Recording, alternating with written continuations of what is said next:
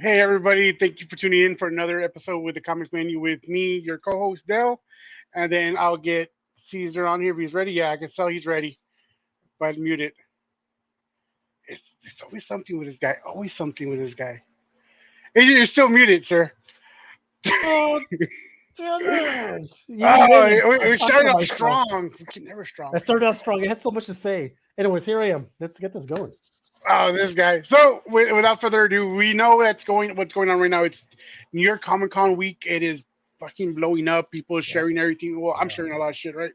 Um, real quick, what's up, Brian? I'm sorry, I just I just missed you real quick, but I appreciate you stopping in early. Mhm. We have our good friend of ours, Ramsey. He is the I want to say the co. Well, I'll have him explain more because I'm not gonna butcher his name. But give me one moment. I'm gonna get him on. And without further ado, hey Ramsey. Whoa, hello. You always notice this is Rams in the back. Would you prefer Ramsey or Rams? Ramsey is good, or Ram, or whatever you want to call me. Yeah, you're, I'm you're good. the second Ramsey I know. Really? Mhm. Awesome. Tell him I That, said hi. Yeah, when I see him in back in my time machine, when I head back. oh, dang. Well, Ramsey, if you can explain or let everybody know who you are, what you do, what you represent, et cetera, your social, credit Yeah, score, all that good credit stuff. card, all that Exercise. stuff. Yeah, Sure, yeah. sure. So, credit score about 580. Oh, you gotta, Oh, you gotta, you gotta finally, work It's on on that. there. You No. gotta work on that, homeboy.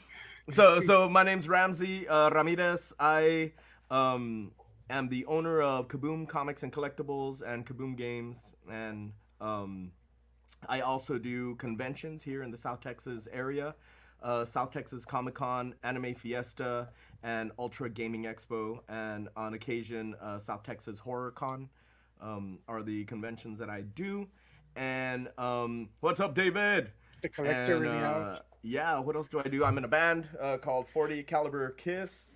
Um, I'm working on a comic, which I should have on Kickstarter pretty soon. It's finished. It's finished. I have the first draft. There was a couple copies of these that I made kind of to read it, and have it sink in. Like, wow, I He actually created got it. something. The second copy I gave to Jason David Frank, who was a friend of mine. He would come to our stores. He read it. He's like, dude, can I have this? And I was like, yeah, don't show it to anybody yet. and and what else do I do? I guess that's about it. I'm in a band. I have comic stores. I am an occasional artist and writer and musician. Look And at I this think guy. that's He's all like a Renaissance man, huh? He does it all. I'm not good at any of those. I'm okay at all of those. You're the what is it? The jack of all trades, the master of Master of none. none, Nah, exactly. it's funny that you all brought it up because I think recently I actually saw the real saying is jack of all trades, master of none, and then there is like a big section that people miss out. That they I, leave I, out. what, do you remember what I it says? I do not, but it doesn't. I remember that it doesn't mean exactly what we think it means based off that first part. Yes, exactly. That Yeah. a person, a master of one By is by the not. time Dale figures it out, we'll be here all fucking time. I can Google it right now. Give me a second. But anyways, wait, I thought he had said physician. You know what's funny? The only person that I know that has Physician. more jobs than Ramsey, he stars in a porno, and he's bald, So and do he has I. no, whoa. No, Then I don't. I don't. now he's done it all. He's done it all. Here, let That's me show you a good. clip. Yeah. There we go. I'm not ready for this. I already got banned once on YouTube, Ramsey. I don't want to do it again. We had to start a whole brand new YouTube page just because No. we had Sean from Fine. Comics Elite, and they have a lot of booby books, and I let Oh, them he show off showed some whatever they boobies. want, and YouTube was like, "This is not safe." Like, well, you're right. Well, and they took it away, so started all over again, which is fine. Yeah. With that Oh, being said, I let's do start off with also the. have a YouTube channel. That's another thing I do. Oh, that's right. No You do. I've porn, seen your reviews. I've seen your no porn reviews. or anything. Just You do comic reviews of comic what? stuff. You do comic reviews? Mostly I'll do unboxings and Okay. things that I'm collecting at the moment. I did a review on Secret Invasion just because it was so bad, and I was like, I have to do this thing. I'm sorry, it's so bad, you know. Um, Didn't you do a review for Rob Liefeld, one of his books? oh yeah, so I jumped on his whatnots a few times and spent a bunch of money and did an unboxing for some of the stuff that I think I have some stuff over there somewhere. Yeah, I see in the background. Some of his signed stuff and I don't do it as much as I should, as much as I'd love to. Just when you got like 5 businesses and then you're doing events and then you know life pulls you in every single direction, as I'm sure you guys know, and I gotta pick and choose. And once in a while, when I have extra time, maybe once a month, once every 2 And months. it's not even just one convention a year. You run like what, 5 or 4? Three Three. technically, and then HorrorCon we're working on bringing it back. We just had Anime Fiesta in September, which is our big anime show. In April we had South Texas Comic Con, and then we have Ultra Gaming Expo, which is a 1-day event, so it's not as stressful. I don't lose as much hair on that Yeah, one. yeah. Just a 1-day show. We bring like 1 or 2 guests and have a bunch of tournaments and stuff, and so that one's not too crazy, but they do all require a ton of planning. And then of the comic stores, I have 3 locations, and then plus I have 2 other businesses that I co-own with my All right. fiance, including a boba tea shop and an anime store. So always a different hat, always, like running around. Today I was setting up a karaoke machine at the anime store and trying some of their new menu, and before they release it to the public and things like that. And then we came over here and filmed a commercial for KaBoom. There's an eclipse on Saturday. Saturday. And so we always try. I'm a huge space nerd. And so I guess the last eclipse, I had ordered some glasses for me and my kids, and I had a bunch extra because they only had like a big pack, and I sold them at KaBoom at my store, and people went wild for it. We did a wild commercial for it, so we're doing that again. Have a bunch of eclipse glasses there, and so I was filming that earlier today. So it's always a new adventure in my life every day. Hey, Ramsey, did your mic go out by chance? Because you sounded. Check. Is that There good? There we Okay. go. Did I kick it off? I don't know what I did with it. I Maybe think I you went, did. get out of here. I'm sorry. There you go. Could you hear me or no? Yes. Yes. All right, cool. But yeah, so there's always a different hat to be worn whenever I clock in for the day, and yeah, it's always interesting. And then Cool. you still have those groups that you run, and I help you run one of them. Yeah. The South Texas Collectibles and Exchange is one of them. I don't know. I have so many Yeah, you that do. I don't have time for. And recently, I reached out to someone. I was like, "Hey, please help me," because yeah, There's it's, a lot of people coming trying to join. You gotta get the riffraff Yeah. out of there and just make sure there's no nudity in there. Yeah, It's been yeah. crazy. And yeah, I've just noticed that like once in a while I see talk to this comic on like, oh, that's him working, and you just do like 2 hours straight, and all of a sudden you disappear for like 2 hours, and then 2 hours straight again. And I'm like, dang, you can tell when he's working, and was like, oh, it's gotta be a lot for you to do. You have to keep track with every single thing.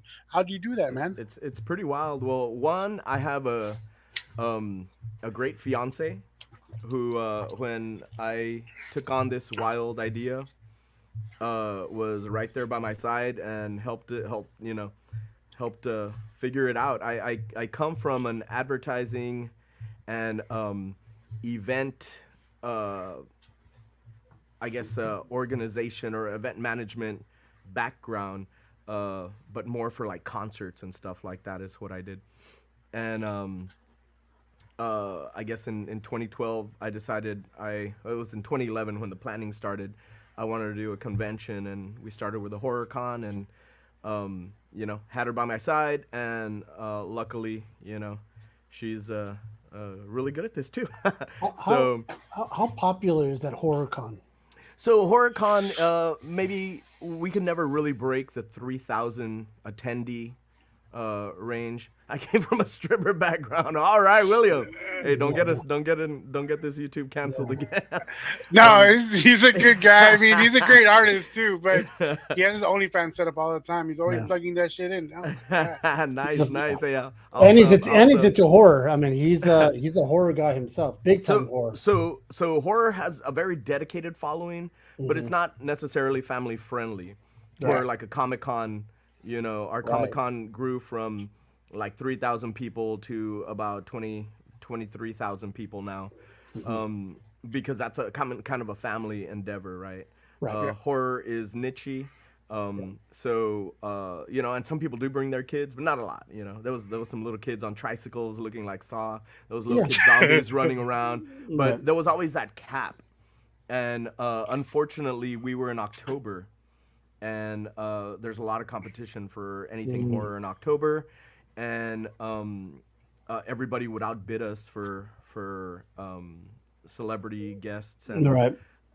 we tried, I think, in 2014 to really compete, and we're like, okay, let's try to go for this big person who's very expensive, but we just couldn't break that cap to make it not lose money. Yeah. So we put it on pause for a while to kind of try to figure it out, and by a while it's been like 9 years, I think, because Comic Con was working, and Mm. and our gaming one was working. Oh, so you haven't done one in 9 years? Yeah, no, I guess 2014 was the last one, yeah. Oh, okay. And so every year we consider bringing it back. I think for the last few years we've been working on bringing it back, but dates are hard to come by at our convention center around the time I want to do it. I also want to kind of steer clear a little bit of October, Yeah. just because. There's something about horror that I don't know what it is lately. I don't know if you know this or if you've seen this, Dale. A lot of horror, a lot of horror is a demand for Halloween books, Chainsaw Massacre books, Free Freddy, code. pre-code. A lot of horror Yep. has been in demand, Hmm. more than I've ever seen. If you go into any live sale, the first thing they ask, any pre-code horror, any horror. Do you have any Halloween? Do you have any Jason? And it's like, Hmm. oh, I wonder what's going on. Is this it's like this new world thing that's spinning Yeah. around of changes. So let me interject in that. You know how we're having a lot. Well, not we, but a lot of people are having superhero fatigue in movies. What I'm thinking is also Marvel is, and I don't know if they're catching it. And I'm thinking they're slowly trying to move into that horror part of Marvel, because it's not just superheroes now. It's gonna be the monsters. The League of Monsters. I think you're trying to sell one earlier, Caesar. I saw that, Mm-hmm. and you know how they're gonna re-release the Man Thing. I mean the Werewolf by Night. Werewolf by Night. So they want to touch up on it. They did so well last year. They're going to touch up on it again. I'm pretty sure if they do real well again, they're going to be like, you know what? Maybe let's move on to something like that because that's working for us. They don't care about the fan. I'm saying it out loud. They don't care about the fans. They care about the money.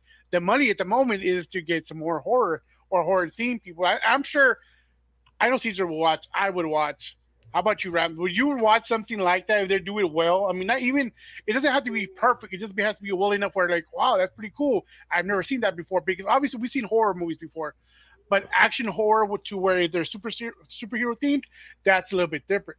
Yeah, I definitely I would, and I think uh what they're trying to create is every genre within the Marvel universe, and I think it's smart. They do have a ton of characters. Marvel had a huge background in monsters in the 70s Mm-hmm. and 60s, maybe yeah. early 80s, 60s. Mm-hmm. So yeah, definitely. And then there's that fan base who read all of those. It's true. So they're going to be redoing. They're going to replay Werewolf by Night in color, Hmm. right? So they're Cool. doing that. That's coming up, and the whole same movie, but just in color, and Yeah. which in a sense changes the whole aspect of the movie. Yeah, it Yeah. is. I prefer the black and white in that genre, but I'll take the color. I'll watch it again, and they're going to be focusing on Man Thing now. On the next, they might do a special just on Man Thing Hmm. alone, and then they've been talking about Legions of Monsters, and we got Morbius, and we have Ghost Rider. So they do want to bring in more of that stuff, Yeah. and the Midnight Suns and all that stuff they've been talking about. But it is just like you said, Marvel has those genres where they have the space, right, the Guardians, the and Yeah. everything cosmic, Hmm. right? So they can do this forever. Yeah. Yeah. But the thing is, our Comedy. They're exploring comedy already too. comedy, right? And sometimes comedy doesn't always work Yeah. because No. that God Yeah, and they Thunder, overdo it. that Love and Thunder or whatever the shit was, Yeah. Yeah. Yeah. it was too much for me. It was too much haha, and it was like it's just now you're just being Disney. Yeah, You yeah, Disney-fied it a little too much. Dude, when he did the John Claude Van Damme split in the beginning of the movie, that was like it was. I mean, I honestly, I liked it. I did, but I Yeah, was so now that I fucking think stupid. about it, like they should have toned it down a bit because yeah, Thor isn't like that like that much. You know, he does those subtle jokes like you really. Right, right. He was too much of a comedian, and I didn't like it. But I I you know liked what? Ragnarok. I thought Oh, Ragnarok was Yes. good. I Ragnarok's my liked favorite. the first half of Love and Thunder, maybe the first third, and then after that, I felt like it was like they lost their, you You know, like the goats? Oh, Yeah. what? Yeah, yeah. I mean, not really. I mean, I love goats. I live on a ranch and I have 11 goats. I love goats. I hated them, and I love Thor's goats, you know. But yeah, I felt like they lost it a third of the way through. It just became a mess, and now I'm a huge fan of Gore and that whole storyline. hmm And when I heard he didn't have the head tentacles, I was like, okay, I got a bad feeling about this. I turned into Han Solo. and it's a shame because Christian Bale killed it. Yeah, yeah, Christian exactly. Bale's did he did the best he could with what he Yeah, with had, what he right? had, but I mean, it wasn't like what It wasn't it, Gore. they have the storyboards basically there, and so they took a couple scenes from there, whatever. They have the basis of an amazing movie, condense it, and it's there. Instead, they start Frankensteining it with, hey, let's get some of the Jane Foster part, and let's get some of this. It's I, almost like Batman, Superman. Well, let's get the death of Superman meets this, and let's just mix yeah, all yeah. these I awesome think they stories on were. their own. Let's mix them all together and make a mess. I And think now they you've were. wasted three storylines. I think they were afraid of making Gore too CGI, and What that Maybe, what yeah. was, you know, what was that? What is that Mexican food that we eat? Caprutawa? Capirotada. Yeah, yeah, Yeah, yeah. that's pretty much what Yeah. it was. They just put Yeah. everything together and like, it it's tastes like a alright for some like a people. hot I've dog. never tasted. Is that the one where you get the little Jesus out of there and you No, No, no, that's no, no, the no. it's good luck or something? no, that's No, the it's the one bread. that's bread. It has cheese. It has like some people with grapes, Oh, yeah, yeah, yeah, yeah, um, yeah, yeah, yeah. coconut. That. I know a lot of people don't like it. See what I mean? Like, but people sometimes you do watch it or you do eat it because it's there. And I'm like, let me try it out, Yeah, and then it's not the worst thing in the yeah. world to eat. Pretty much. It's like the Marvel hot dog. It's just comprised of everything, It's right? like the down here at the raspa stands. A raspa is a snow cone, and for Snow anybody cones, watching who right? doesn't know, they have What's up, something John? called a maranada, and that's Oh, like a pig. I pig don't know stu- how to a a pig pig. style. It's just like Yeah. putting everything And together. they put all the hot Cheetos with gummy bears with Oh, pickle with all this weird stuff, and it's just like, and people love it. I don't do know. they sell it with the? Do they sell it the side of Pepto Bismol? Because that shit fucking No, no, it's they funny probably because should. they probably should. okay, well, maybe the younger folks don't need it, but like for my age, Ramsey, yeah, I kind of like, okay, if I eat this, I know I'm not taking shit after, but it tastes so good. It's weird. It's weird though that they do add gummy bears, and it hits. It works. Well, It because works. it's sweet with the spicy. That's why the salt. It's just like you never thought about it. I hadn't been in the valley in years, right? And I came back down. I'm expecting a regular. It's been like 8 years. Mhm. I came down and they had all these other stuff. I'm like, what the fuck is this shit? Like this Gen Z shit. Like, what is these people? Like, that's what I'm over here, right? And I eat. I'm like, you know what? They got something. They're working with something. You know what I mean? Yeah, And yeah. I'm like, I don't eat it often. I eat it like once every 3 weeks. But what I do, I'm like, this. Okay, the unnormal ones. There's regular ones. There's regular marinara. It's crazy. I'm saying it's regular. It's just a corn in a cup with nacho cheese or hot Cheetos on the side, and just chips, and that's it. Pretty much. That's like a Man, regular marinara. I'm getting the bubble guts just thinking So, about but it. just imagine the plus upgraded one with all this other fruit stuff on there. Like it's Upgraded. crazy. Upgraded. It's fruit, it's gummy bears, it's and so okay, maranada I think means pig slop, so it's Yes. kind of Yes. like but All right. I guess that's kind of Okay, like Hey, man. hey, It's whatever. TMI, What it is, bro. what it is. Hey, but I did want to say about Thor Ragnarok. So Thor Ragnarok for me was my favorite. It's in my top 5 Marvel movies Yeah, for sure. Yeah. because of the music that they used. I love that they used Led Zeppelin. Back over They here. used Oh Zeppelin yeah. and they did a lot of that stuff. Some of the scenes are just badass because of the slow mo and then the music, just badass. But Mhm. the thing for me is that they're trying to regain the spark they had with the first Thor Yeah. and Ragnarok. because the second one was no too bueno. Yeah, yeah, that Love and wasn't good. Thunder we know was not too bueno. So they're trying to find that one thing. And from what I understand, I thought Chris Hemsworth was done playing Thor, but He's you signed on know. a contract, so he still got to play it. Well, oh, and the other thing too, Ramsey, I want to tell you, I don't know if William's still on here, but William Russell has he does his own book. He publishes his own book, not published. Cool, He has his own Wrote comic book. Cycle Cell. He wrote Cycle Cell. cool, He's the kind of guy that if you were to do the horror, he would go and set up because he's a horror king. He's like awesome, cool. he loves a horror, and it's basically about a serial killer in Louisiana, Oh, that and sounds awesome. it is phenomenal. And it's one of those things that you could easily see be made into a Netflix show because Mhm. that's what Netflix does. It grabs indies Yeah, yeah, because yeah, they Oh yeah. make good movies and yeah. good shows, right? So just for future Sometimes stuff. So he's a stripper, Sometimes OnlyFans, and comic creator. he's a jack of all. Dang. Jack of all trades, he's and he jacks all trades. Anyways, yeah, he's a jack of John, all trades.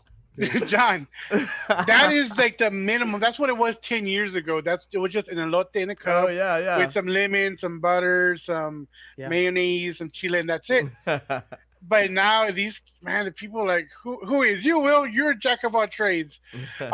But we're gonna review once he has Kickstarter, so he's running that, and I think it got funded. I think they're out for printing.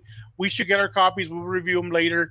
Once we get them, I'll send the PDF to Caesar. Oh, something you don't know: Caesar doesn't read comics. Oh All yeah. he does is collect covers. That's why he has all the pretty covers behind him. I'm a Ramsey. In case you Nice. know, I'm known as the non-reader. I've never read a comic in my life. I'm 51 years old. Wow, So, really? but I'm a collector. Yeah, yeah, yeah. That's So cool. That's I cool. I see collect. some really good stuff up I there. like to preserve history. That's the way I like to call it. So Nice. it's that's the way it is. But hey, but for the sake of the show, I will read a panel or two just to review. You know what I mean? So Oh Dang. yeah, we're gonna as soon as 70 we can get published that. covers in 4.5 years. Cool. Dude, he's been grinding out there. Grind He's time. if got you some haven't cool seen his covers. art, look him up. Ramses William Will do. Will Russell do. art, and he is phenomenal. Can He you still is. back the Kickstarter, or is that already done? It's already done. I think he got Okay. it. But you can buy individual packs from him. So Okay, cool. For sure. I think he has 1 through 5 already said. It's a pretty good Mhm. story and something that people need to keep an eye on. Yeah, and he also has Number 2, guests. He also has guest cover artists to do Cool. his yeah, covers, his variants. Miku Suyan was one of the coolest Miku covers I've Suyan. seen on there. Wow. Yeah, yeah. Oh, of course. Well, we're waiting for those books to get printed and sent over. Yeah. Saying, hurry up, man. But I actually had another question for you. Cycle South 5 Kickstarter starts on October. There we go. That's another Kickstarter. He's in. Cool. So you can always And I'm get sure you one. have the tier where I can get the old ones and the new one, or something to that extent. Yeah, I mean, that's what I did. I got 1 through 4 this pack's Kickstarter, so Mhm. I wanted to catch up and do those reviews. I think he has. There we go. Cool. Hold on, let me Hey, that's an awesome show. cover. You're on mute again, Caesar. Just to let you know. This is his number one right here, Cool. That looks awesome. right? And then he did a Department of Truth cover. So this is his kind of style art. You know, Wow. he's a badass guy. That And looks he's really very cool. humble and he doesn't have a filter. He doesn't have a If filter. he doesn't Thank like you. you, if you're doing something shitty, He'll let you know. He'll let you know. Nice. Where is this other stuff? I have a cover from him. Where is it? I have so much art. I need to look for it a little bit. But anyways, I was gonna ask you about. Oh, I don't like this one. There we go. It makes me too fat. I'm already big as it is. Um, where's my questions that I actually had here? Banners. Oh yeah, this one. How did Ramsey start in collecting? Oh man. So I grew up in a small town called Sullivan City, uh, going towards, if you're from our area, going towards Starr County, going towards Rio Grande. Uh, Small little town, you blink, you miss it type of place, on a ranch. And my closest friend lived like 2-3 miles away. And so I had nobody to play with. So I would explore, and I would read comics and play with toys and that kind of stuff. And back then, so I'm 48, just so y'all know. So this was, the 70s, How 80s. how do all bald guys look young? Dude, It's I, all that I don't extra know if you skin just makes it. I don't know if you know Marat, right? Marat Michaels. Yeah, I don't know He's him personally, but but you've seen him, I've right? met him at Wizard World back in '98 or Well, '99. he's 50. He's 2 years old, but y'all look like 39, 38. How do you? And y'all don't got hair. Like what the fudge, I'm man? gonna shave so I could look 20. There you go. Hey, there you Yeah. go. It doesn't help. It doesn't work on everybody though. But go ahead, Ramsey. Oh, what's my favorite horror movie? Oh wow. Um, I'm gonna have to say American Careful. Werewolf is probably It's classic. me. I mean, my best friend Jess, that's his favorite, and it's kind of probably become my top. Oh, okay, so no, I would say that's maybe number two or three. Um, Back when VCRs were first invented, the second movie I saw, and I must have been 6, 7, I don't know how old I was the original black and white Night of the Living Dead. And I'm gonna have to say the first movie I saw was Orphan Annie, Little Orphan Annie. Don't judge me on that one. My mom rented it. But Night of the Living Dead, original black and white. I gotta say that's gonna be my top. Yeah. There's something about the black and whites, and William will attest to this. There's something about the black and white horrors, the classics. To me, it's just something very pure and innocent, and yet, Oh, I love Silver Bullet, by the way, William. and yet, any werewolf for me, right? Silver Bullet, The Howling, Werewolf of London, and we talked about this on the movie review. We have a movie review with Dell and Shannon Kincaid and Mandy. And the cool thing about those movies is that no CGI, baby. That was all the practical. aesthetics. It was all practical. The mouth opening up, the claws growing, and the shoes, coming undone by the foot. That's all practical effects. Yeah. That's what makes it kind of cool. So and on to that, it's cool watching the black and white, and there's cool. And if you watch an old school, like I know Will was talking about 1930s Frankenstein, all these movies, you don't speak, you don't hear nothing, right? All you hear is like sound and music, and that's it. It makes it scary. Right. But no music either to set the mood. All the actors and I need and set. That's cool. So recently I saw a movie on Hulu called "No One's Here to Save You." It's an alien movie, and at first it started good, but there was no talking. All you hear was sound, screaming. That's it. Nobody was talking in this movie. At first it started strong, right, and then it kind of like crapped out. Like it had You a lost good interest. base. Not that I lost interest. The movie sucked at the end. like the whole thing, the way she escaped, the way that she continued living, the way she was screaming towards the end for no reason. Like, if you're trying to hide, you're not gonna do this, right? You're gonna shut up. Why would you have your mouth or your hands around your mouth if you're gonna continue? Breathe all loud. Exactly. So they're gonna hear you. Obviously, that's what that thing saw her, and I'm like, that's what you get. I hope you die. Like at that point, I was like, "You're doing dumb things to not live," and they can't do it like they did back in the day. You know what I mean? Yeah. They were so focused in back in the day about making sure their acting was good. Here, I think they're relying on CGI way too much. That the acting itself was bland. Honestly, if the acting was a lot better, and the writing was better, I think that movie would have been. I give it 3. I would have given a solid 7 or 8 if those two main things were fixed. And then last weekend, like Ramsey will know that we have a drive-in. We can watch 2 movies at the same time. Yeah. Is it still open?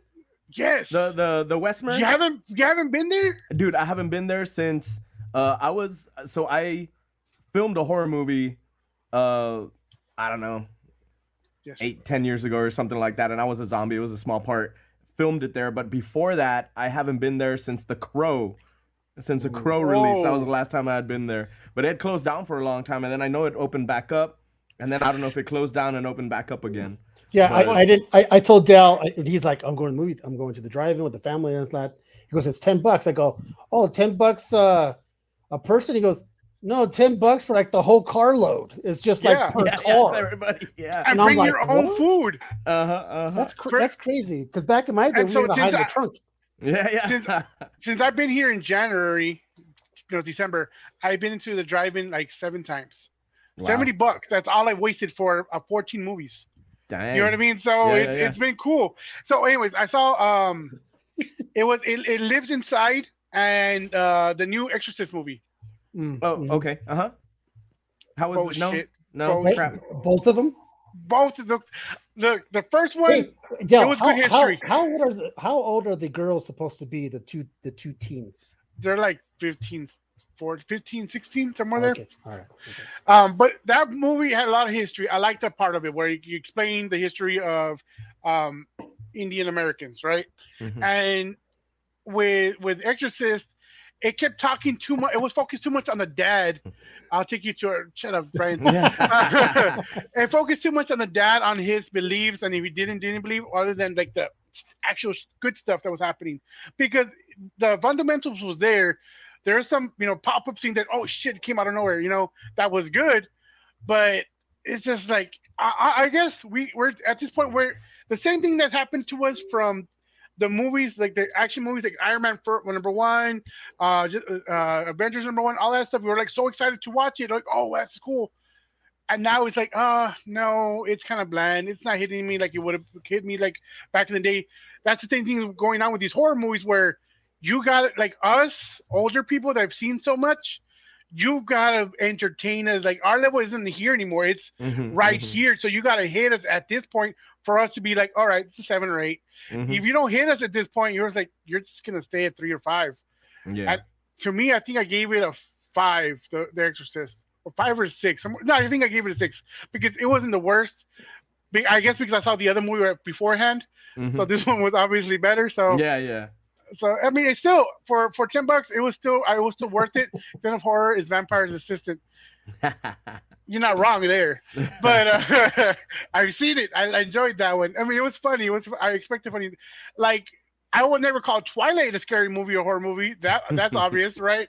But see, No, horror movies and see, I don't consider hack and slash movies considered horror. I don't know what horror is anymore. To be yeah, honest right. with you, I'm trying to find out what a horror movie is. Hmm. What's considered a horror movie It's and monster movies? it's rare when I feel scared. Very rare, and those are my favorites. My fiance loves watching horror, and so we watch a lot of bad stuff, and then Yeah, some yeah, mediocre stuff. And yeah. once in a while, I was like, wow, that was good. Like we just watched The Conjuring, the new one, and I was like, yeah, that wasn't No, great. You know, No, the first um, one is the best one for me. yeah, for sure. And I think I really really like Babadook, the Babadook.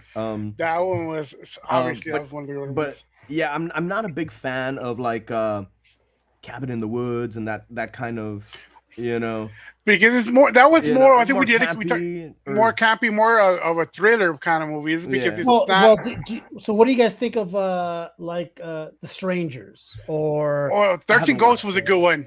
13 Ghosts was a 13 13 good Ghosts. Ghosts is one. good. Yes, 13 Ghosts. But what about like The Purge? What do you consider The Purge? Yeah, I don't That's know. I don't know. that's I a mean, it's thriller. scary, but it's not scary. I mean, It's a different Suspense. kind of scary because it's Yeah. humans Suspense killing thriller. humans. yeah. Oh, The Notebook is a terrible book. Yeah, yeah. that's fucking scary. It's real good. Poltergeist when I was young really Oh got me, yeah. man. And to this day, I'm Hmm. scared of freaking clowns.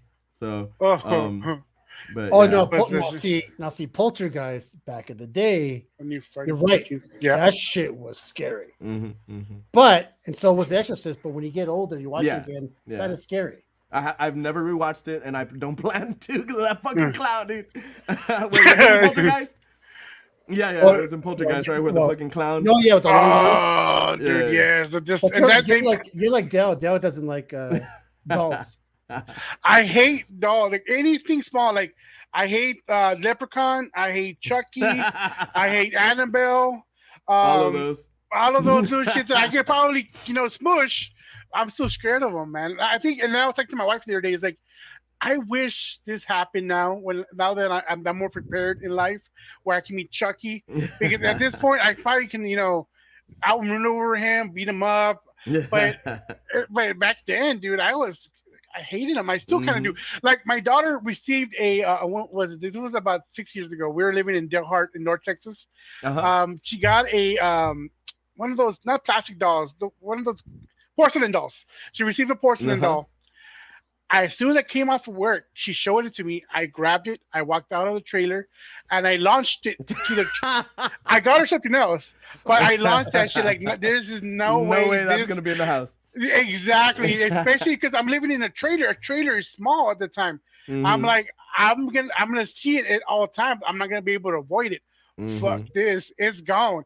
Uh, and I mean, my daughter cried a little bit, but like I said, I got her something else. Like, hey, baby, I'll Yeah. get you go Yeah. to go to the store. But I'd rather spend $50 on something, for you to stop crying. I'm never gonna have that. Dad of the year, Dell. So I have a question, Brandon. Were you walking home as a 5-year-old by yourself alone in the woods? Because that's just straight out nasty. That's a movie in itself. Because Oh, we're That was my childhood. that was scary. Well, That was scary. in the woods, living in the woods, playing See, outside at night, see, scared the hell, scared to now death of aliens, I will especially. I will say one thing, and I see it all the time. And Ramsey, you probably attest to this now.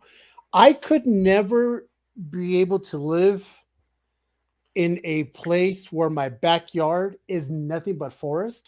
ooh, I couldn't Mhm. because I watch enough ghost stories and shit where people live out in the boondocks and their backyard is nothing but forest. Just I'm not not even look. not even a That's my fence. backyard, and I was gonna say, I gotta tell you, I love it because I know. Okay, so let me tell you how freaky I am.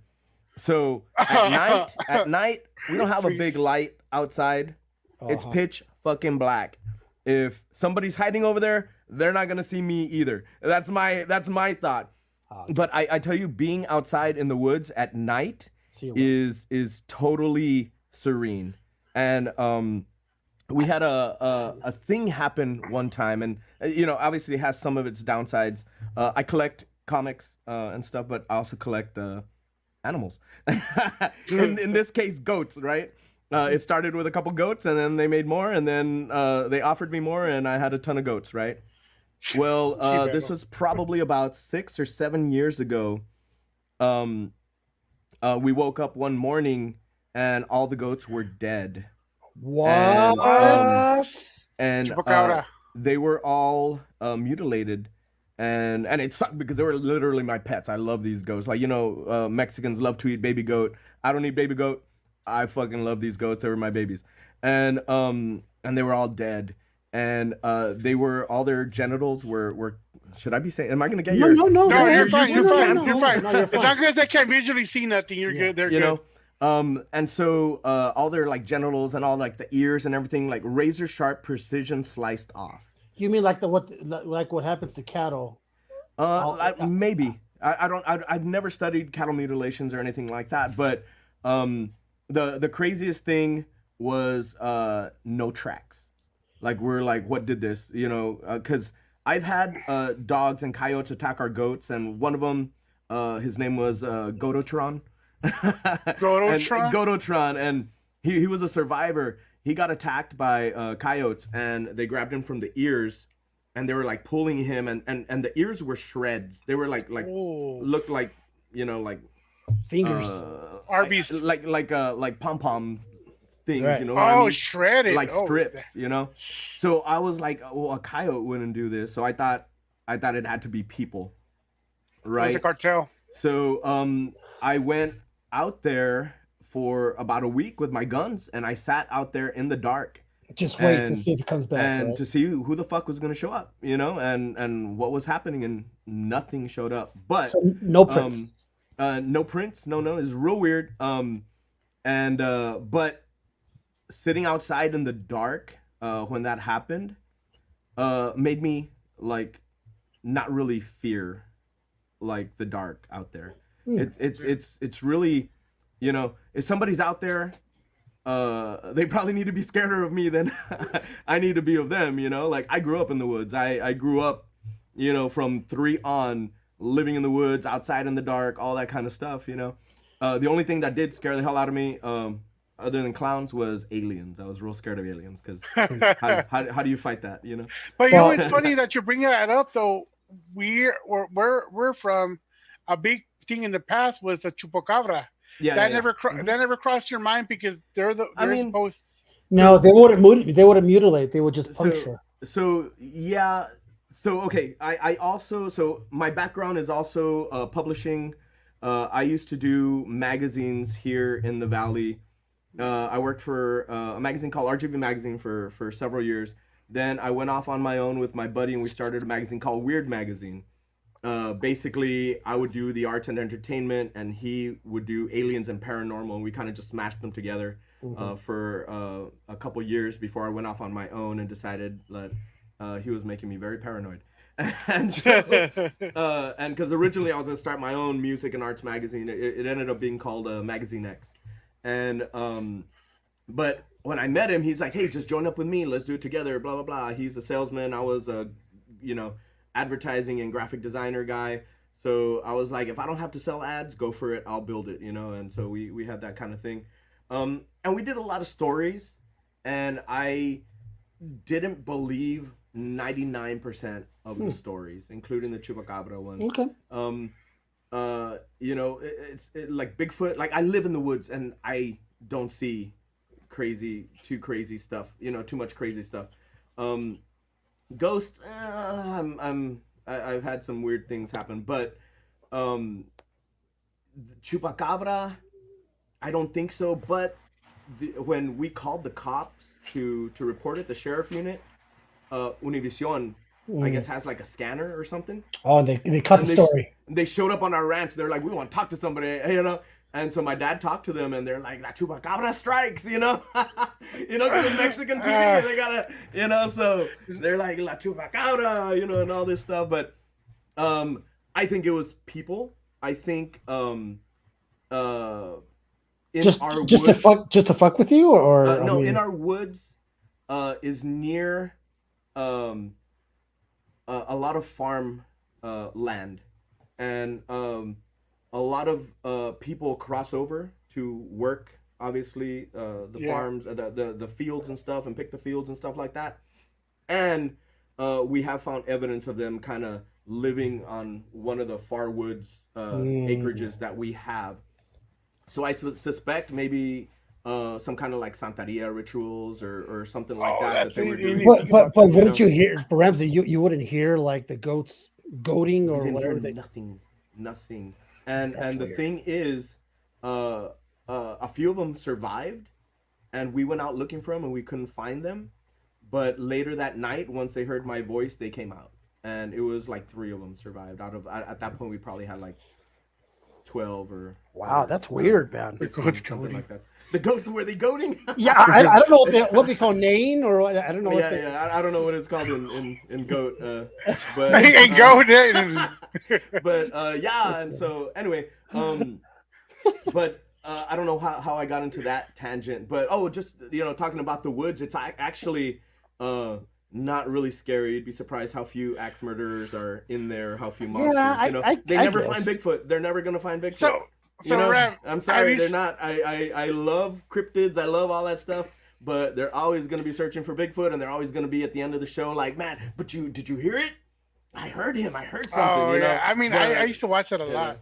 yeah. So, have you seen La Llorona, the new movie? Yes. I didn't like it. I mean, not. How was it? Wait, How a new one disappointed were or you? from a couple years ago? Wait a minute. A couple of years ago, How many do they have? I I don't think know. I That's see what I'm two. asking. There's two. Wasn't it from There, like the same two people years. that did The Conjuring and stuff? I think Hmm. so. Yeah, I didn't like it. I didn't like it. Yeah, I What expected more. was your story? What story did they choose for the Llorona? Man, I don't even remember. I remember a kid in a car.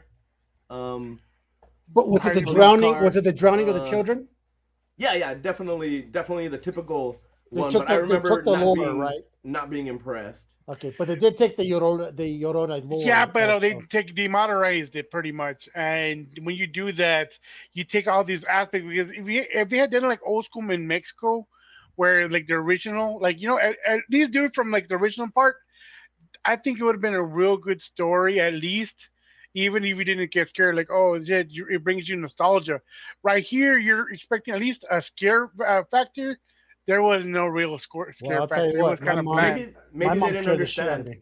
Maybe they almost don't forgot. understand the material, you know, or was Yeah, it like Mexicans that actually I honestly directed it do. and stuff? Well, I'll tell you what. If they had my mom as a consultant, they would have scared the shit out of you because she used to scare the shit out of me with that stupid When the story. chancla bring comes back alive. Hey, if they, I don't know. So talking about that, the movie, the Blue Beetle was Hispanic oriented, and I don't think it was our Hispanic director that did that. But yet they got some of our traditions, and people were still hating on it about the tacos. People got Hmm. mad that they were celebrating eating tacos. Like honestly, if you know real Mexicans, we fucking eat tacos every other day. Yeah, You yeah, know yeah. what I mean? And the breakfast tacos, and then taquitos. I mean, it's not that it's a cliche. It's just we actually fucking do that. I'm not gonna lie. In where my parents were, families from in Hermosillo, Sonora, there was always a pan of beans every fucking day on that stove. Every day. It was just there. You get it cold, and then they just warm it up. It gets cold again, and then warm it up again. They get the pan dorito, and then they dip it in there. It was what it was, and that's we never did that in the states. My mom and dad never had that, but yeah, it is what it is. But I haven't seen Blue Beetle yet. I have yet to. I know it's for rent, but I'll wait for it to come out for I free on I Max. I haven't seen it yet either. I like it came out and I didn't even know it had come out. Like I must have been real busy with Anime Fiesta or something that I There was just was like no, hyper focused, you know. Well, guess no, what? no, Marvels is gonna. That's what's gonna happen to Marvels. It's gonna come and Yeah. it's gonna go. I didn't no, even know no. Loki But was gonna come out. I caught it by mistake, you know, by accident. I mean, and I was like, hey, need to watch this. Blue Beetle didn't have that much, publicity. Like people actually talking about it as much. Mm-hmm. Because honestly, I didn't know about it. I mean, I remember knowing about it, but never not seeing, hey, it's in play this week or this and that. Yeah, Then again, you had the the writer strike strike. going Mm-hmm. on and all that stuff, Actor so strike. that could interfere a lot of stuff. So I understood that. I only watched it because it was in a drive-in. Mhm. I enjoyed it, obviously, and then I watched. Oh, it comes back with the Flash. A lot of people weren't gonna like it, or were gonna hate it. People hated it because of CGI. But what I loved about it when I went to the drive-in, you can hear the little kids, the kids were like, "Oh, that's cool, that's awesome, that's Mm-hmm. Batman." They were excited. They were Yeah, like, "Oh, and I was like, you know what? I'm gonna enjoy it too. I'm not gonna yeah. critique this shit. I already know what I'm coming in. I need to come back as a fan, not as a person that understands what it should be." And at first, I enjoyed it, but then I go back and thinking about it, I'm like, "Damn, they should have done this. They should have done that." So it sucks right now. I'm a white boy and I'll tear a Trevor taco open there. Taco. So Yeah. he's one of the guys that did the one chip challenge live with us. Oh So A damn. long last year, yeah. no, this Not that. Oh, yeah, that's yes, right. He did do it. That's right. He did. This he idiot did it sponsored it. twice. He did it twice. This idiot did, yeah. So he challenged us last year, and we did it. Caesar did it first, and then I did it the next week. I wasn't gonna do it again. I and then somebody brought it up. David was like, "I'll do it." And then he went to a Comic Con, and Anthony said, "I'll do it too." So everybody was all brave and macho. And then the moment it happened, they did it, but they were all crying, and they left off screen to go get ice cream and milk and doing a Do you, no do kid, you, no. do you like spice? You like No, spicy stuff? not No. really. I mean, Yeah. I So just discovered that I like salsa in the last like 2 or 3 years.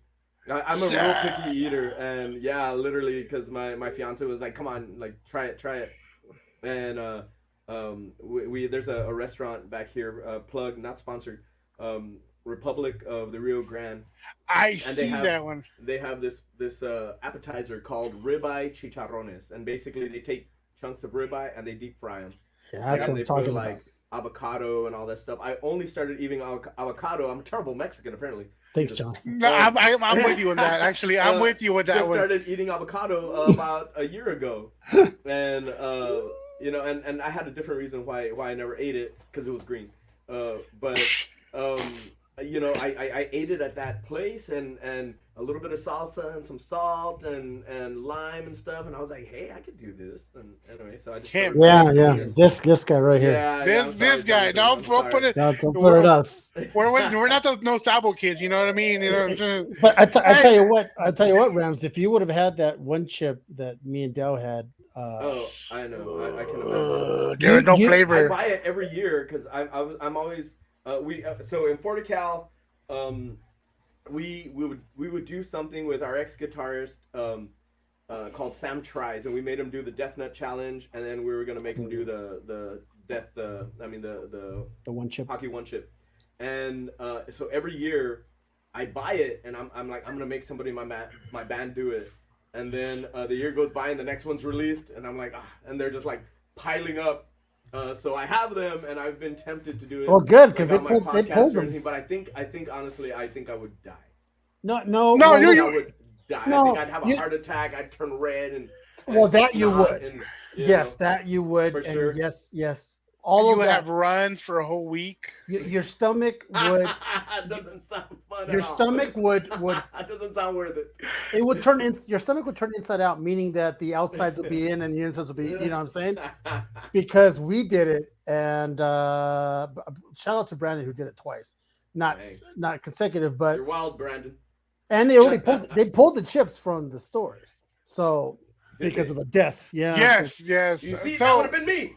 That would Hold have on, been me. hold on, horses, Ramses.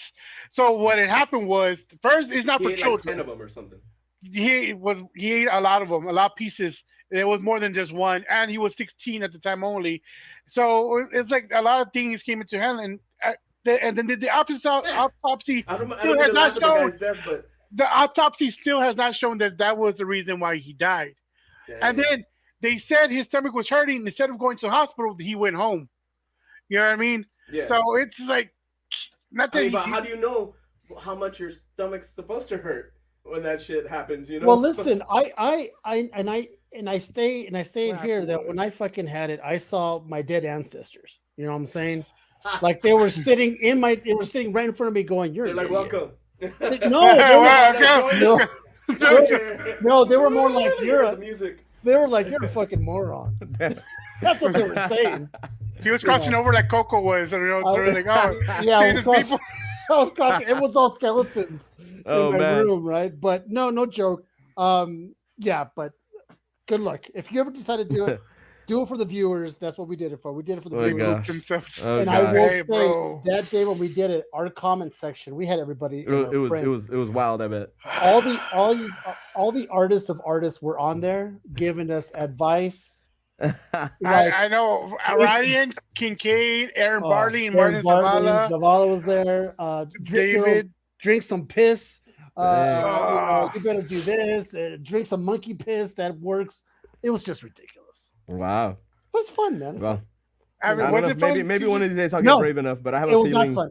It was I not have a feeling I'd be the one to die. Hey, maybe my family can sue Pocky and get $1 million. Who knows? No, because Well, Well, I I'm mean, the you idiot can- who ate it, right? So So I mean, at the same time, you can always sell these on eBay for more because now that they're not selling them the older ones? No way. They're collectible.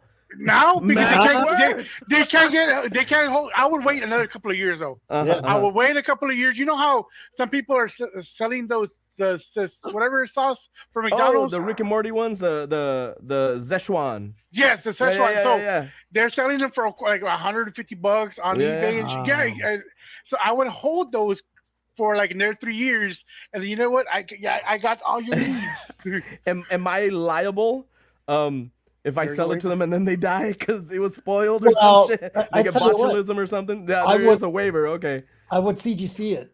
There you go. There you go. Put a disclosure at the bottom. Your life is not in my hands. It's Yeah, yours. there you go. If you eat it, What you do with it's a it? collectible. I remember Yeah. the smoke shops. So they used to advertise in my magazine, and when that spice stuff came out, that like basically legal marijuana, Oh, Yeah. all the packages said, so what is this? it said for what did it say? Living law.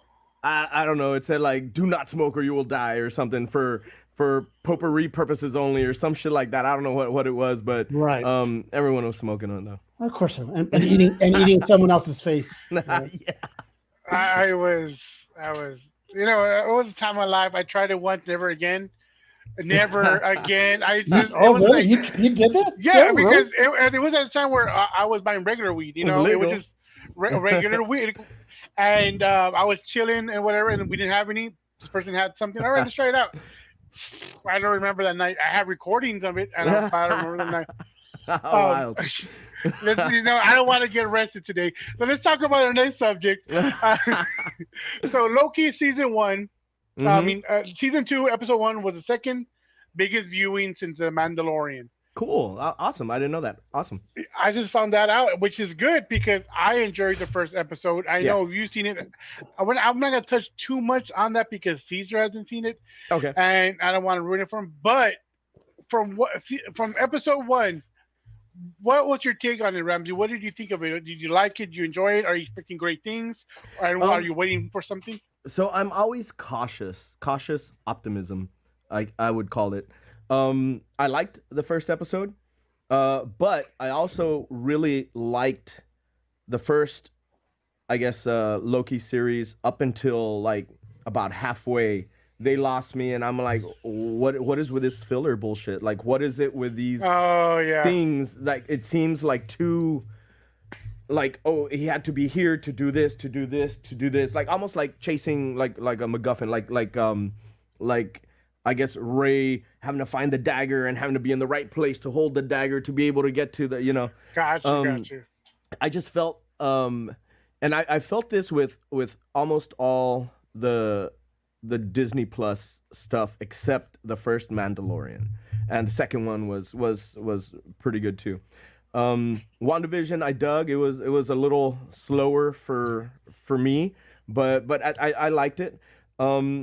Loki, like I said, it started strong, then it kind of fell off, and then towards the end I liked it again.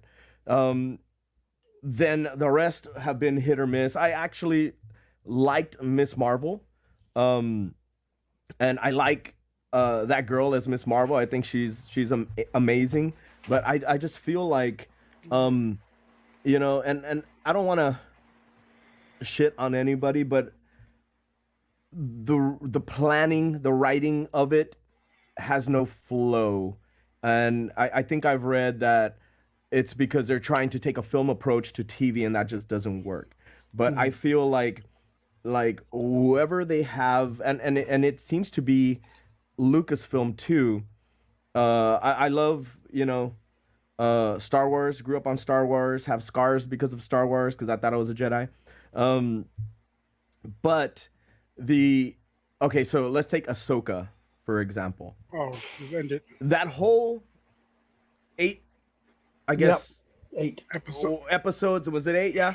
Yeah. Um, should have been one or two max, and we didn't need most of that. Ezra should have been back, episode two. It's almost like a story that almost didn't need to be told, or it's almost like they gave us, you know, a part of the story, and it didn't even work to want to make me Stay to wait to watch it. come back. I liked Rebels, the cartoon. I love, I love the characters. I love Ezra's arc and everything, about it, all the new explorations of the Force and the world between worlds, all that stuff. I loved it. I was excited to see something, and I feel like they're just giving us little pieces, and then we To have to wait a expand. year for this other piece that really should have been one or two episodes. I feel like there's a failing there, um, and I think it's because and maybe around the time they were doing this, they just didn't know what direction they were gonna go, and they were probably, and this is me just assuming, they were probably saying like, oh well, we'll give him this much, and then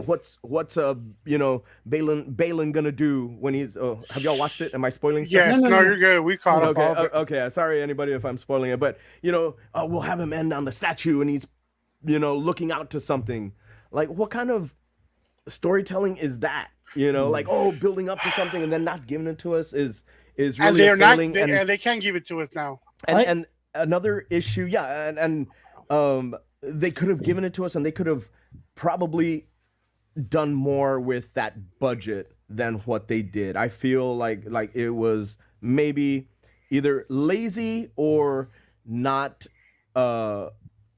in necessarily in experienced hands, an experienced storyteller's hands. And my bigger issue with Star Wars is that I feel like everything Star Wars does now is to go fix old Star Wars. Oh yeah, yeah. So even with George Lucas, starting with the redos that he did in the, what was it, the early 2000s or whenever Yeah. that was, Mhm. no, early, no, like mid 90s. um you know he went back and he's fixing, right, everything that he didn't like about the original Star Wars. And then Clone Wars, was to fix everything that was wrong with the prequels. And now I feel like all this other stuff is to fix what was wrong with the latest trilogy. And it's always like going back to fix, going back to fix. Leave that shit behind. Let's wow us with something new, something different. And I had heard rumors, and so coming back to something you said, I used to like to shelter myself from spoilers, from even trailers sometimes. They show too much Like now. Tobey Maguire's, during the whole Tobey Maguire Spider-Man stuff, the X-Men stuff. Me and my friends, we'd go to the midnight releases, and we were there, we were excited, and I wouldn't see anything. He's like, "Did you? I don't want to know. Did you see the trailer? No, no, I don't want to know. Don't tell me. Like, I want Mhm. to go in there fresh, no expectations, and watch it." Mhm. And then I guess it was sometime in my Game of Thrones addiction. I became really addicted to Game of Thrones, Mhm. that I started watching a lot of YouTube and all the people breaking it down and where it was going and stuff like that. Mhm. And then I started to just, fuck it, let's spoil everything. And then it's all the and not to shit on them, because what they do is great. New rock stars, Screen Crush, Everything Always, all those channels that tell you, oh, this is happening, these are the rumors, this is this and this. And sometimes they're like, this is where we think it's going. Almost like WandaVision and Mephisto, Oh, they put that Mephisto thing in my brain, and I was like, damn, this is gonna be cool. It's gonna be Mhm. so cool. And then no Mephisto, and then I was let down. But if they had never put that in my head, I would have probably enjoyed it more. But the thing is that sometimes their ideas are better than the ideas that we get on TV, and Yeah. that's a lot of credit to them, that they're like, hey, if it went here and here and here, but yet the people inside, Marvel or Disney Plus or Lucasfilm don't have that. And so I heard that Ezra was gonna come out using the Force in new ways, right? And that got me thinking, like, cool, finally they're gonna break out of this, Skywalker area. They're gonna do something new and cool. Good. I can't wait. And then it was more of the same. All he did was a couple Force pushes, and I was like, what? But That's the that's why that's you the new can't way? listen. That's why you Yeah, can't listen to a exactly. lot of things because it will manifest in your brain and see that's the whole thing about. Mm-hmm. And Dell and I always talk about it that the trailers nowadays, back in the Yep. old days, they will give you just enough for you to go, oh, I want to go see this. But now they show you so much, and I include this to the very first time I saw Batman versus Superman trailer, Mm-hmm. Mm-hmm. and they already showed you Doomsday, Mm-hmm. so early. I was like, oh, that's okay. He looks like a cave troll from Lord of the Rings. And then Yeah. some of them even show like Wonder Woman. I'm like, oh, she's in this movie. So by the time you get to the movie, you're like, oh, I saw that in trailer. Now you're actually Yeah. waiting to see what you saw on TV in the movie, right? Mm-hmm. So it's kind of weird. But you mentioned something about Ahsoka is that I have noticed, and maybe you noticed too, Dale. People either like it or they hated it, and There's no in between. There's a there's lot no of in division, between. I, for I sure. loved it. Yeah. I loved it. I liked it. I I, I I, I I enjoyed didn't it. I did not like it. You didn't I enjoy it as much. expected More. more. So I mean, did I watch it all the way through? Yes. Could I get my fiance to watch it with me? No. She's like, it's not catching me. It's not doing anything for If me. if they didn't ever like no, if they didn't publicize Thrawn coming out, I'm pretty sure people would have been more excited. Like I episode 5 or 6 is when she was fighting with Hayden again, Mm-hmm. Mm-hmm. and I didn't expect that. I didn't see that coming. I wasn't following Ahsoka that much, but when I saw it, I'm like, oh, that's cool. And it's funny now that everybody hated him back then, and now they love him now. Like, oh, he's a great character. I can't wait for them to bring it back. I really hope that he's part of the new universe, this and that. Mm-hmm. And then Thrawn, as everybody was excited for him, they saw like the shadow, but not seeing his whole body. The moment they saw his body and he saw that he had a gut, there was memes everywhere about it. They were Really? talking about like, yeah, there was memes, and then like Wow. he doesn't look like a fierce, dictator. He looks like a 85 worker with blue, like a blue man suit, pretty much. Yeah. I'm okay with that because I, fucking yeah. Napoleon Wrong Bonaparte, Napoleon. Napoleon Bonaparte was fucking tiny and he was ruthless. Yeah. And So to me, the physique means Yeah. nothing. It's the all here and how cold he is. the He's the like, Grand Inquisitor, I think, was a more, I guess, a bigger sin right, Yes. right. than Thrawn's gut. But see, the reason why Thrawn is so successful because he doesn't give any fucks. Mhm. He's like, yeah, go ahead and rain hellfire on that tower. Just get rid of it. And the Mhm. witches are like, what? Right? Yeah. And he doesn't care. He's like, so the Death Squad. Remember, they're like, do they know what they're going with what they're gonna get? All right, man, Mhm. let's do it. So it Mhm. did have some cool elements. I really liked it. Yeah. But how cool would it have been if there was no mention of Thrawn ever And to then boom, he appear popped up. in Ahsoka, and all of a sudden he pops up, and everyone would be like, "Oh my God, it's Thrawn!" Mhm. But because people said Thrawn's coming out in Ahsoka, Mhm. oh, you better watch out, Thrawn's coming. Now we're like waiting for Thrawn to come out in Yeah. Ahsoka, but no one. And and that affected also the comic sales a little bit because Yes, it's it been a does. while. A little It bit. had been a while that a movie or show affected a comic sale as much as it has because I think the Mhm. last big one was what's his name, Venom 2 with Carnivore. I mean with why was it? Why am I saying Carnivore? With the Carnage. Carnage. Mhm. And that book went from like a $50 to $100 book Mhm. to $200 by itself to 250. The Mhm. 9.8 were selling for like 1100 at one point. Mhm. I had a Now, UPC one that was like 1800 or something like that. Then the movie came out, and Yeah. bro, A third of the yes, price now. Yeah. Kang too. Like honestly, Kang for a minute when they know that they were gonna bring him up before Ant-Man, it did go up. Mhm. But the movie Ant-Man came out, the actor was good. I'm not gonna lie, the actor was good, Mhm. but I love that actor. he, I didn't feel so much of an evil presence, or I didn't. The story Yeah, wasn't there to back him up, and same thing with Gore, and more to your point, Caesar. When you hear about it, well, let's think about Secret Invasion and when they did that whole Disney Investors Day in was it like 2020 when they're like, oh, we're gonna do Ironheart and we're gonna do Secret Invasion and we're gonna do all these things, and then Secret Invasion. it's like, whoa, they're gonna do Secret Invasion in name only. Daredevil Born Again, not the comic story, it's just in name only. Not Civil anymore. War. Oh damn, they're gonna do Civil War. Well, not really.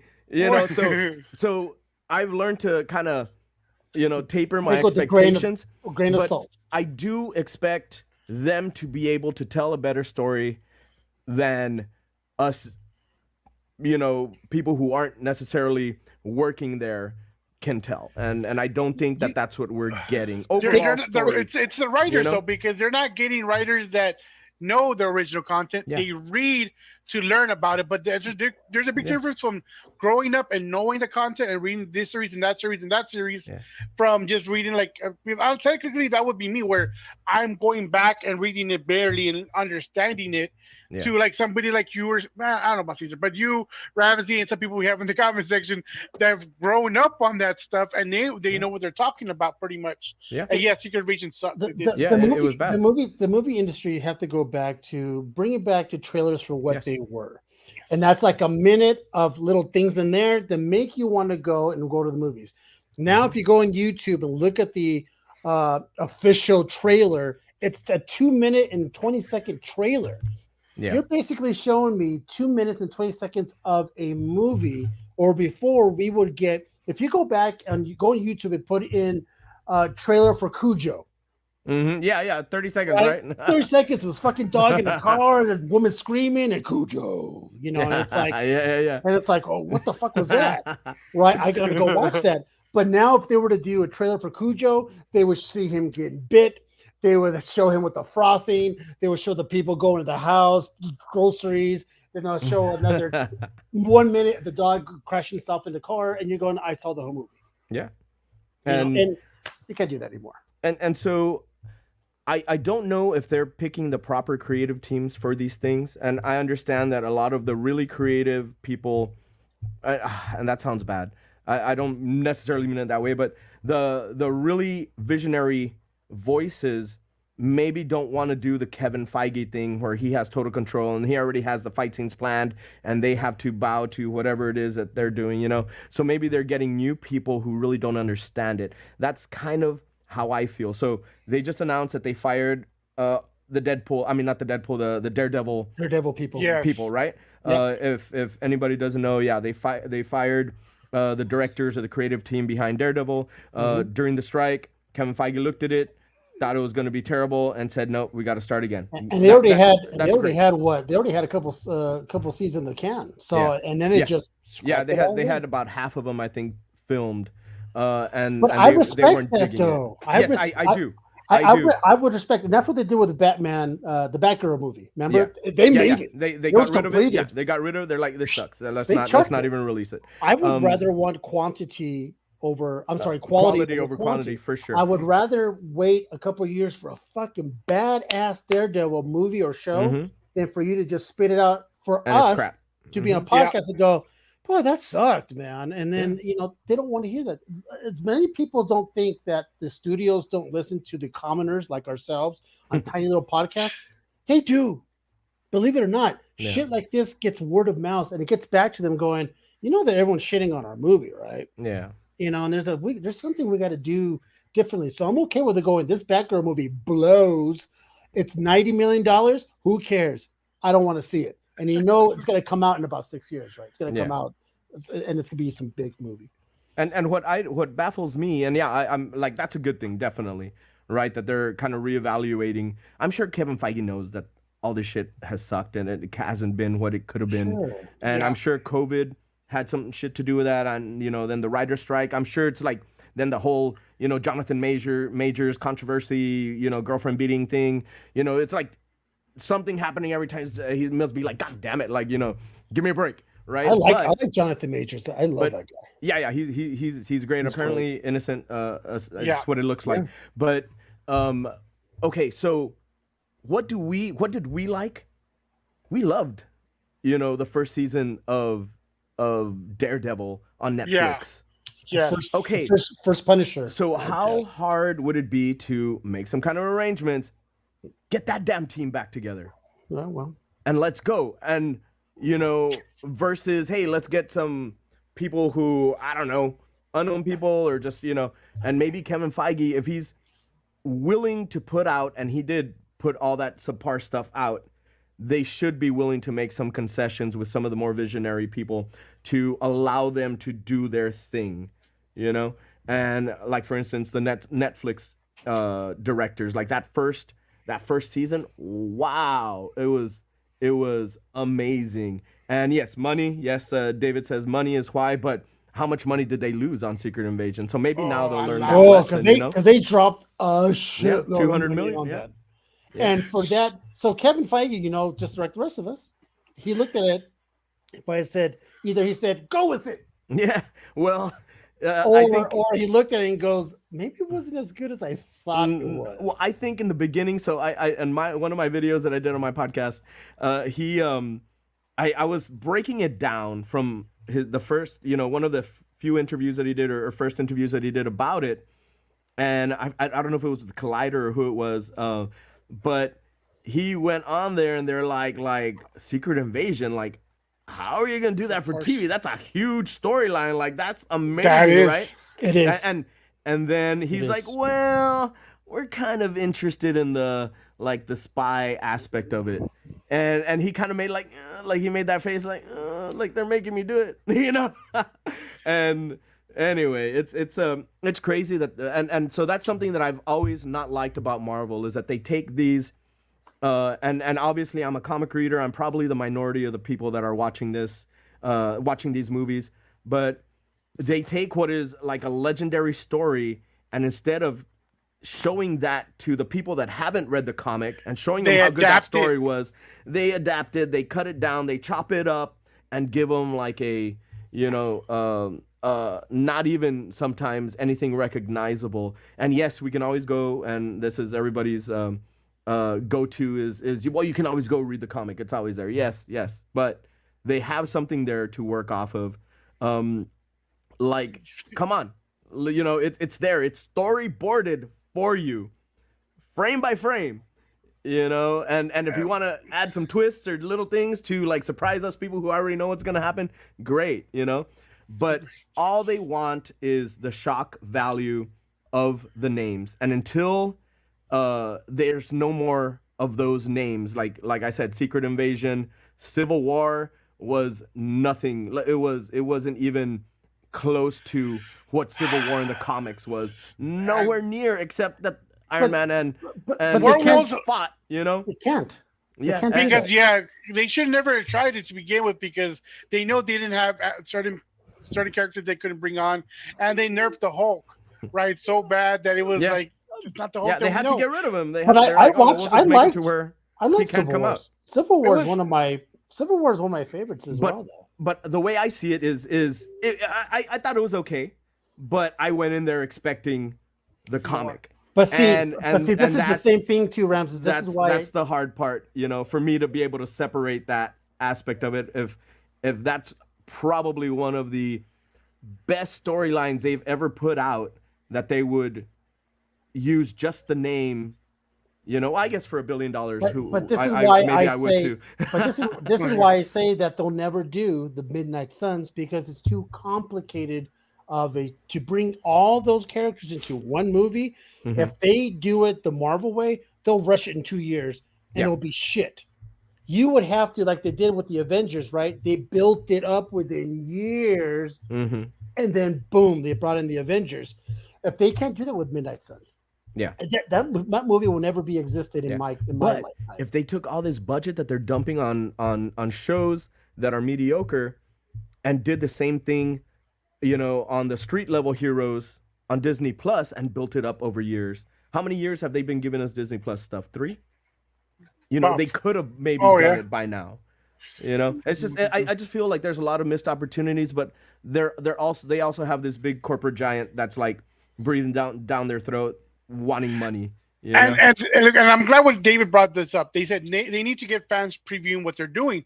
True, because I don't know if you saw, there was a document or leak or something that said a producer was paying people from Rotten Tomatoes for good reviews. Oh wow! So how many have they done that? Obviously they have, right? Yeah. But it was the first time there's actually proof.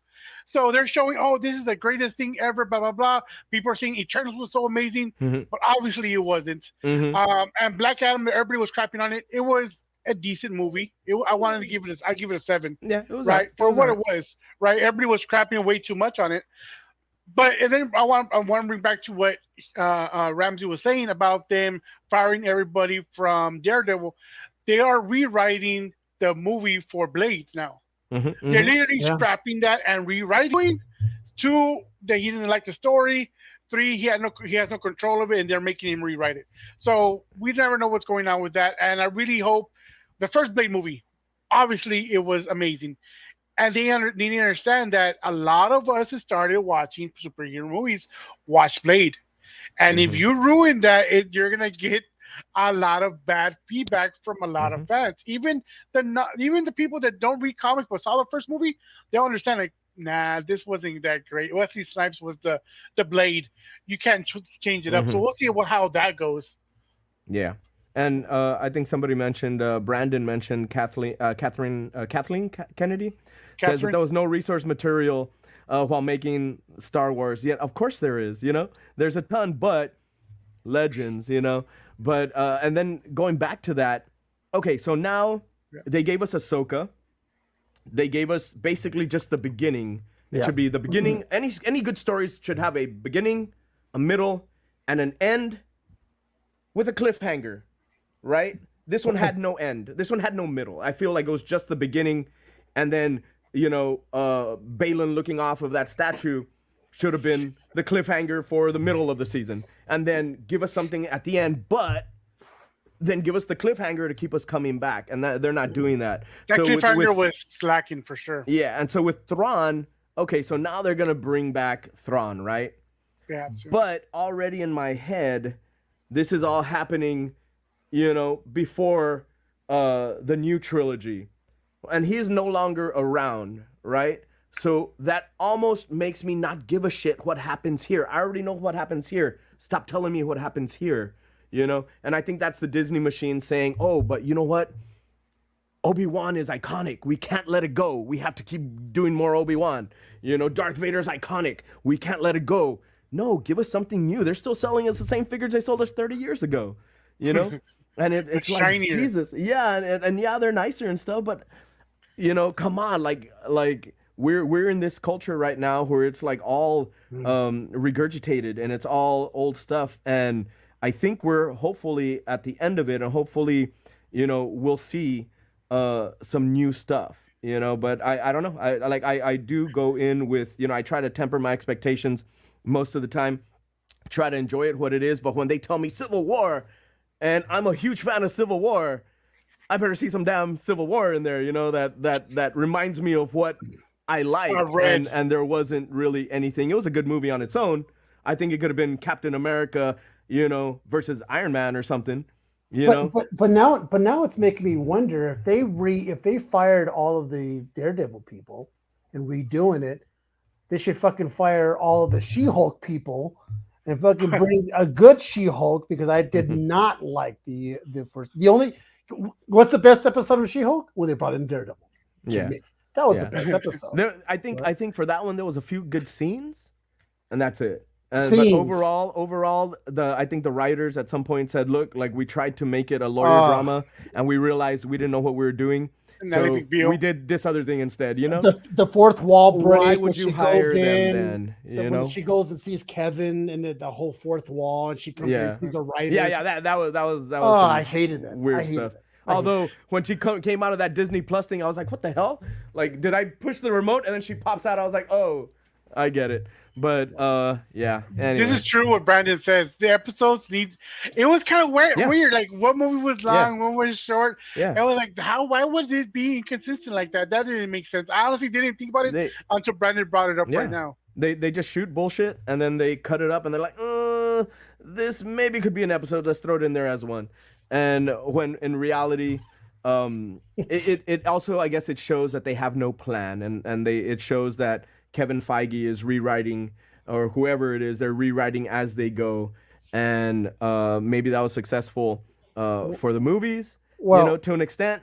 But yeah, I mean, I think Endgame was the height, and it's going to be hard to get there. And now that they're telling me Secret Wars isn't even going to have Doctor Doom, isn't even going to have the Beyonder, it's going to be Kang, I'm not looking forward to that. Unless they bring the Russo brothers back, maybe I'll be excited. But yeah, right now I'm not really excited for anything MCU as I thought I would be, especially after Secret Invasion. That was the one that I thought was going to really bring it back. Bring them back. I'm okay with them revamping Fantastic Four and the whole X-Men stuff.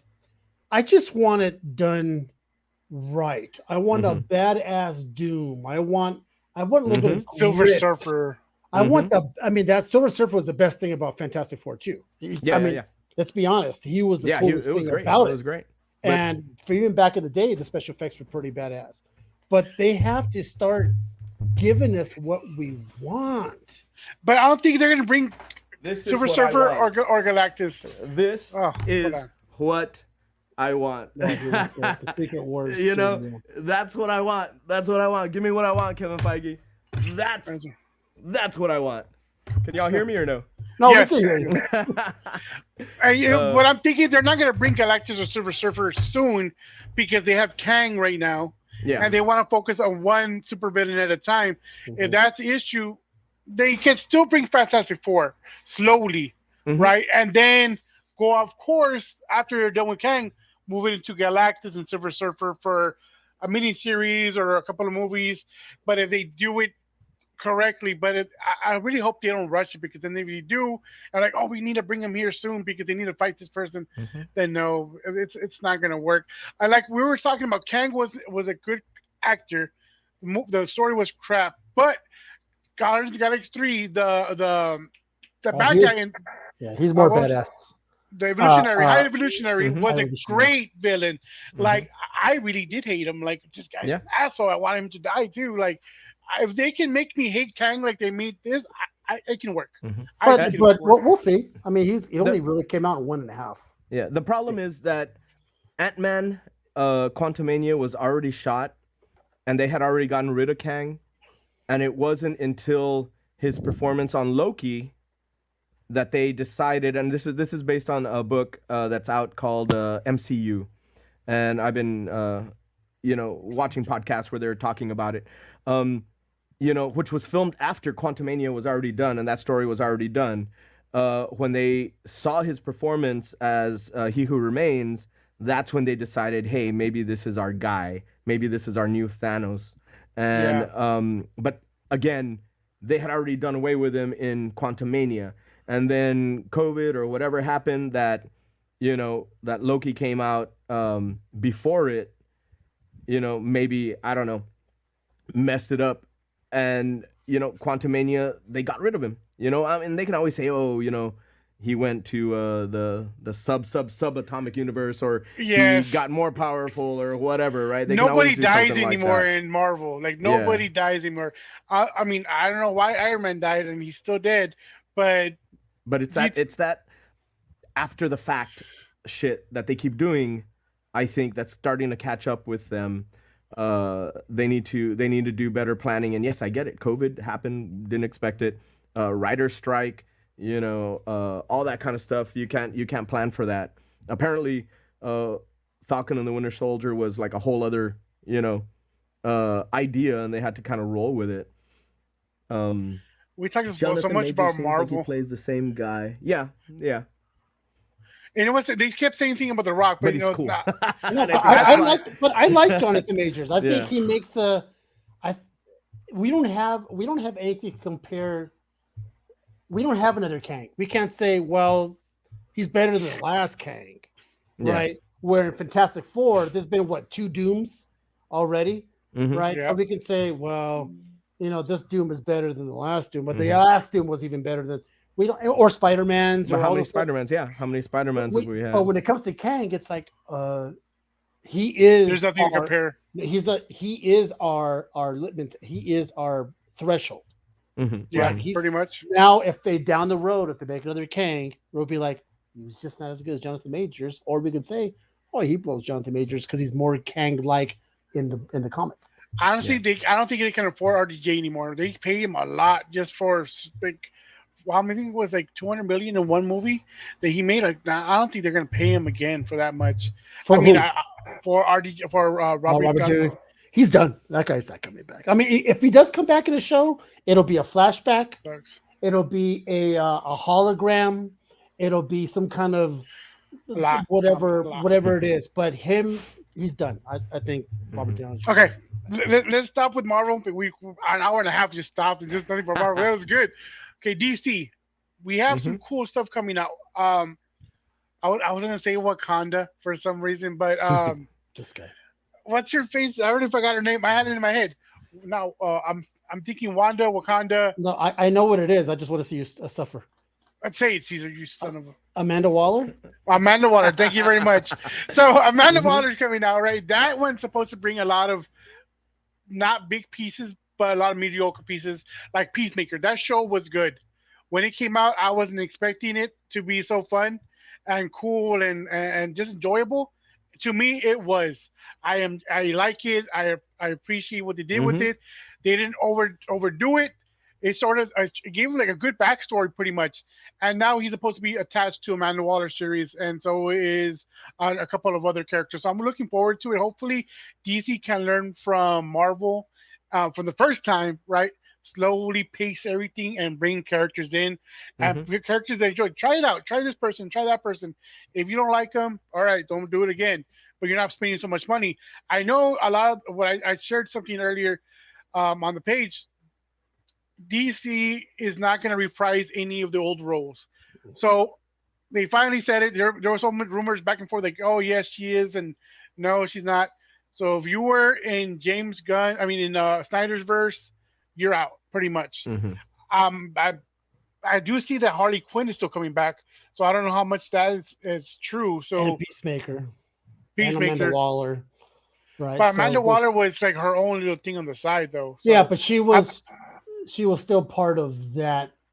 Not you. She was part of that universe because what? she made small parts.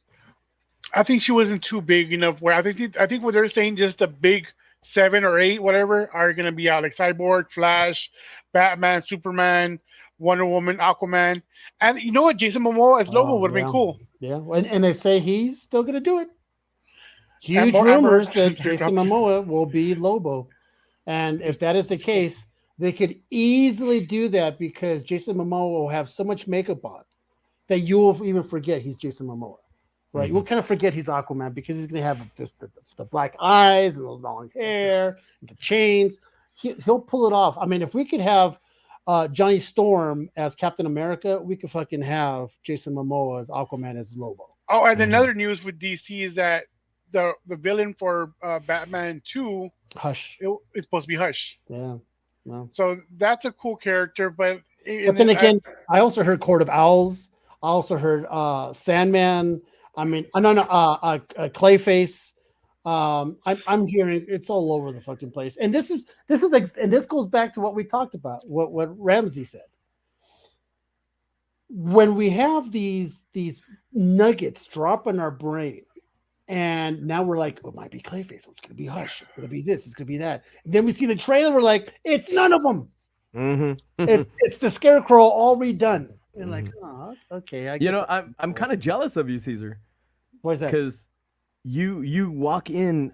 So you haven't read a I comic. don't see now. So You're that right. is You're right. amazing. Like you walk in a virgin brain. You're like I- you're like. I- I'm only sure only you his know. brain, I'm only sure his you brain. know.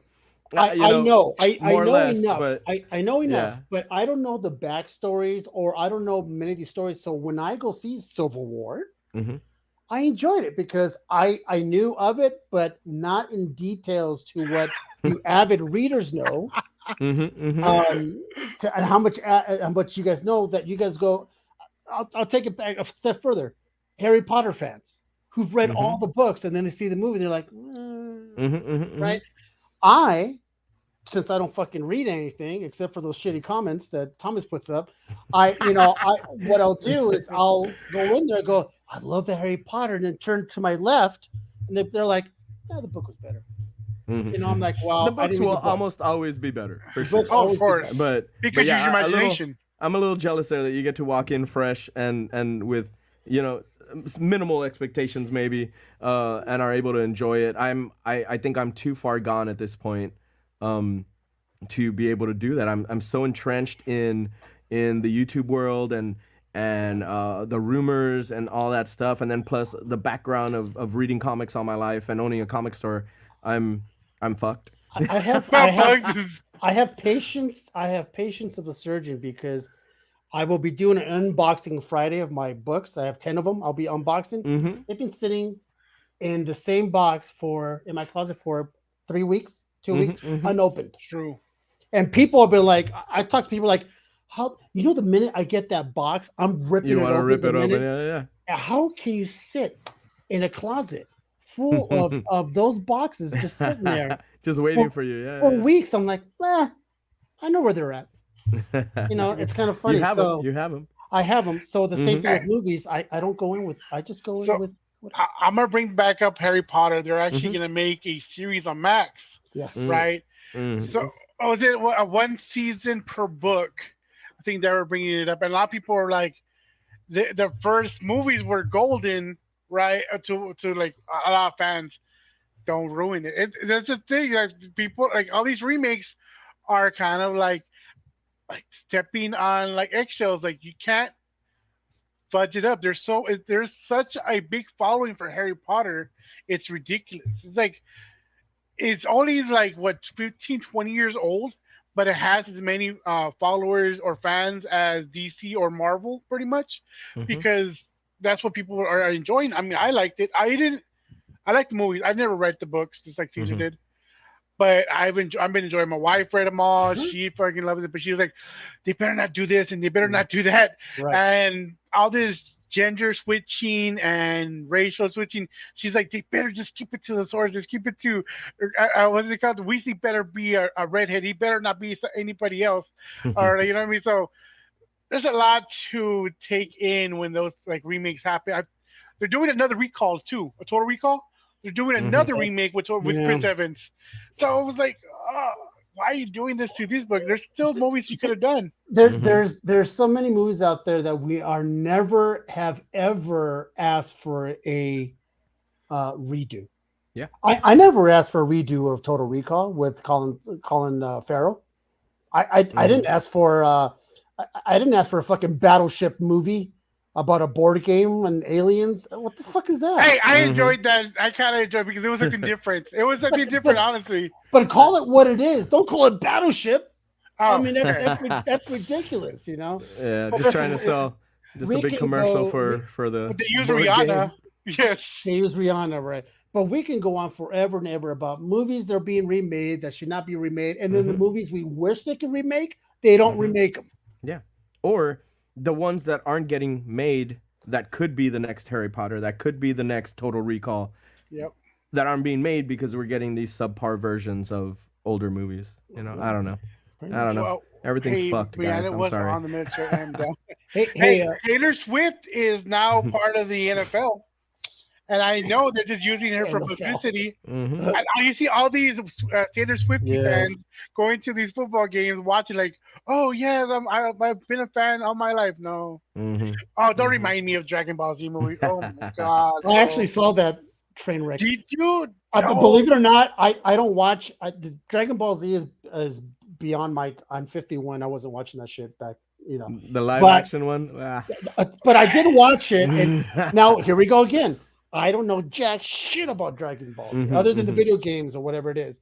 So when I saw it, I'm seeing Dragon Ball Z You're for the fine. first Yeah, time. you're fine. All you kids who Hold would on, watch it, even as a regular person who's never fucking seen Dragon Ball Z, no. you can't tell me that movie was a solid 6 or 7 or. Fuck no, I was Okay, watching thank you. like, That's all I no, need no, to no. know. What That's all I'm I trying need to to know. say is that I'm watching it going, what the fuck is this? And why is everyone like Dragon Ball Z? And then Oh yes. everybody who watched the cartoons going, that was shite. It was completely just, I don't know what the hell that was.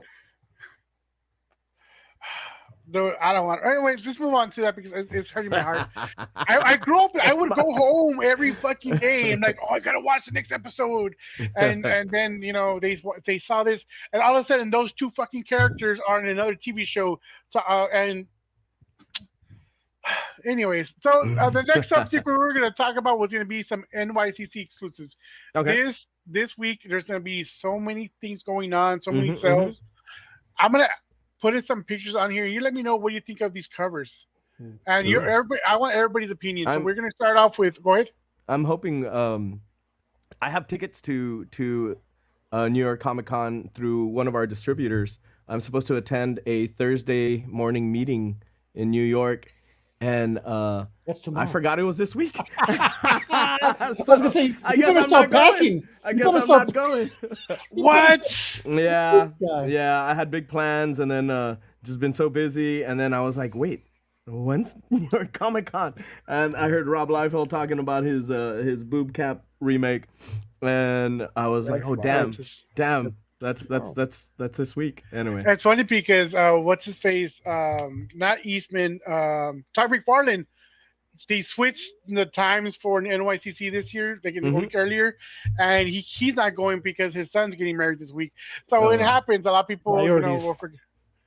So we're going to start with Carnivore Comics, another distributor. They're the ones I'm telling you that is managed or is going to be manager for Ariel Diaz. yeah, I This saw is some of their- the post you made of their booth there. It looked really cool.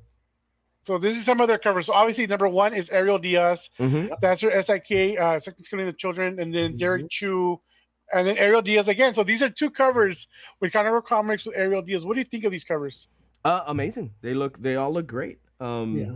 Let me see that bottom one. Yeah, I mean, Ariel Diaz always kicks ass. Derek Chu, Bjorn Barons. Where have I heard that name? What has he done? I've heard it for sure. He has had a lot of more covers in the past year. Okay. So he's been exploding. So this is Cool. the first four, and then these Gorgeous. are the. Where is it? This one? not this. That's the same one. Yeah, I didn't get the second half. Dang it. I'm getting tired of just getting a little tired of the something is killing children cover. So I think I'm a I little mean, you don't even read the book, so why does it matter? because I'm a little burned down on the covers. Now we love Ariel. She's we're a fan of hers. She's a fan of the show, but you know, another something that's killing children covers. Like, I'll, I'll pass for me. So let me get you. Brandon's a real hard, but I know he loves some Spawn covers, Spawn, yes. and they're gonna give away some free Spawn this year with Todd McFarlane. It's gonna be hard to get. So yeah, this was the Carnivore Comics display. I saw that post. It was today, right? That you posted that. Yeah. Yes, and then this one, John this Jang. is the Comic Corner Comic Corner. store booth, and then another Cool. booth I was sharing out was this one. And this is going to be No Mas with Capture Collectibles. Mhm. That cover right here got me kicked out of a group. Which cover? The very first one, the World Tree cover. Somebody was somebody that's real religious was like, "Hey, this is." She has not like she doesn't have a cross upside down. It's just like a thing, and it looks like a cross upside down. And he was like, "Why do you have the cross?" And I'm arguing with this guy. The person's real religious that runs the group, and he kicked me out. Like, all right, that's fine. It happens, man. But it's like, dude, it's art. It wasn't nothing to do. No, it's Antichrist and all. Yeah. Well, don't show me any of the what is that dead I know what you're talking about, but I just want you to see you suffer. This It came guy. back. That was all right. That was all right. This is the Comics Elite stuff. So Comics Elite's the one that got me banned. Luckily, these are they're covered. Yeah. So this is I see some some other covers. nalgas there. Oh, a lot of them, and then some side boobs everywhere. Not of the Nelgas. A lot of the Nelgas. And then I'm just not too much of the naughty and nice covers. I'm just not. There are too many covers. They do it for me. controversy. Yeah, they do. No, show nips or across and get banned. Yeah. Hey, I wish I was there, Jonathan. I had tickets and everything too. I just didn't. I didn't have the days off and all this other stuff. So it happens. Next year I'll make it. And then this. What's it? Hold, help me out. What is the name? I'm thinking about the name of the comic. What's the one where the girl with the red eyes, the X's? What comic is that? Oh, DOT, Department of Truth. Department of Truth. Thank you. Oh, but yeah. there's a lot of pentagrams and Red that, dress, stuff yeah, like yeah. that. So I mean, come on. Yeah, so that's funny. And so this was the Comic Corner. So this is their exclusives. Their Star Wars stuff was just awesome. Ahsoka, This is a 3 set for Star Wars. There's a Tana cover. Right here is the World Tree, and then you have Ahsoka right here. They have 2 different covers, which I like both of them. Mm-hmm. Cool. The facsimile of the Catwoman and the Zatanna are those facsimiles? Yeah, yes. Yes. Like foil or what? Foil. Nice. Mhm. And then like a redo of the Jack Kirby Thor versus Surfer. That's cool. Yeah, that one it looks real. I like it. It's real shiny. I like shiny stuff. And then of People course they killed it with the Yoda. Dude, the Yoda. I forgot to upload the other stuff we have for Star Wars, the High Republic. Dude, those stuff were this is amazing. Then you have your Doo Poos with Marat. And I don't know if you see this cover right here, Ramsey, the iconic cat homage. boobs. he did a cat boobs homage as well. That's cool. Dude, and then obviously they've been doing a lot of this one for Tyler Kirkham covers. Those are awesome. Oh yeah. I see the Superman one there. I just noticed the Rob Liefeld.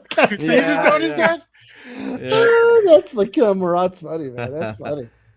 He's his best friend. He can rip on him. Yeah. Yeah. Yeah, he can. Then you got these are the covers for Epic and Comic Exposure and BTC Big Time Collectibles. Mhm. A lot of people, honestly, I'm not a big fan. Like number 9, number 10, you see it's Nope. just the Nope. symbol of Batman and Spider. I'm not a big fan, but people love it, and they're pretty cool. I understand. They But just I like think- to collect all the different colors. Yeah. I Yeah, think for so. the completists for sure though. Oh yeah, definitely complete. Have you seen that they're doing a lot of Transformer covers this year too? Yeah. Oh yeah, it's all over the place. It's been blowing up, and this is some more covers. This is Something's Killing the Children. I know that he doesn't like it. And then they did a facsimile, a foil variant of Giant Size X-Men number 1. There's John Jang. Mm-hmm. And they did more foils. And then the Marat special. Mm-hmm. And then this one. Okay, I already did that one. This is the no mods and capture collectibles cover. So this number E is what got me banned. Oh Ramsey. yeah, yeah. Oh, really? Don't zoom in on that. No. Yeah. Or please do one of the two. Well, dude, meet me halfway. But Oh, is yeah, that's the Martin Zavala one on D, right? yeah, that's a Martin Zavala one. Andrew Curry is on this one. You got Zoo or Zoo on number G and Mm-hmm. H. The Jank. Then you have a Mexican foil of Spawn Mm-hmm. 250. And then you got some of these medals. So this one's a glow in the dark cover number I. So That's cool. that I is always cool. love glow in the dark covers. Those are my faves. And then because you can watch them when you turn off the lights, turn it on. That It's real Ghost cool Rider cover. one is one of my all-time favorite covers. Oh yes, the I've glow in the seen that dark one. And then this one is Ryan Kincaid's. He worked on a lot of them. This is his own publishing. What's it called? Persuasion and another one. I forgot the name of the cover. Before I show the last one, I'm gonna go into the comment section. I missed like 12 comments. Sorry, especially it's just bullshit. Hate the Yoda. Come on, Brandon. Of all people, Brandon doesn't like anything that's son of a they're bitch. trying to reach their agenda. Looks like AI. They like shut your mouth, Jonathan. Okay, like you can't come out with a book, so you do it facsimile. You know, I don't. It's not my book, so I can't compliment. I've had my own exclusives. Oh, this one's my exclusive right here behind me. So I want to. I think Cool plug. facsimiles. I think facsimiles do serve a purpose. But For cool covers. Well, I think for people who want to read them. Oh, But sure. unfortunately, the collectors snatch them all up, and then there's none. But I think they do serve a purpose. They always sell really well in my store, so they do serve a purpose. But as far as collectability, the foil covers, I get it. People want to grab them and slab them, but definitely good for new people who want to see where it all came from. Before I bring out the last thing I want to show, David, the reason why they don't bring a Spectre movie is because they need that character. It's cool. He is in the same level of Spawn to me, where you got to do it in a real cool way because he's not a real action kind of person. He's more like, if you know the character, you know what I'm talking about. Where he's not a superhero. All right, Caesar, you better not fucking have that book. He's looking behind him like it should be somewhere else. Yeah, see, fuck it. See, he doesn't even read it, man. Especially if the facing is harder than the original. Yeah, they suck. Wow. Oh, okay, let me see what this is.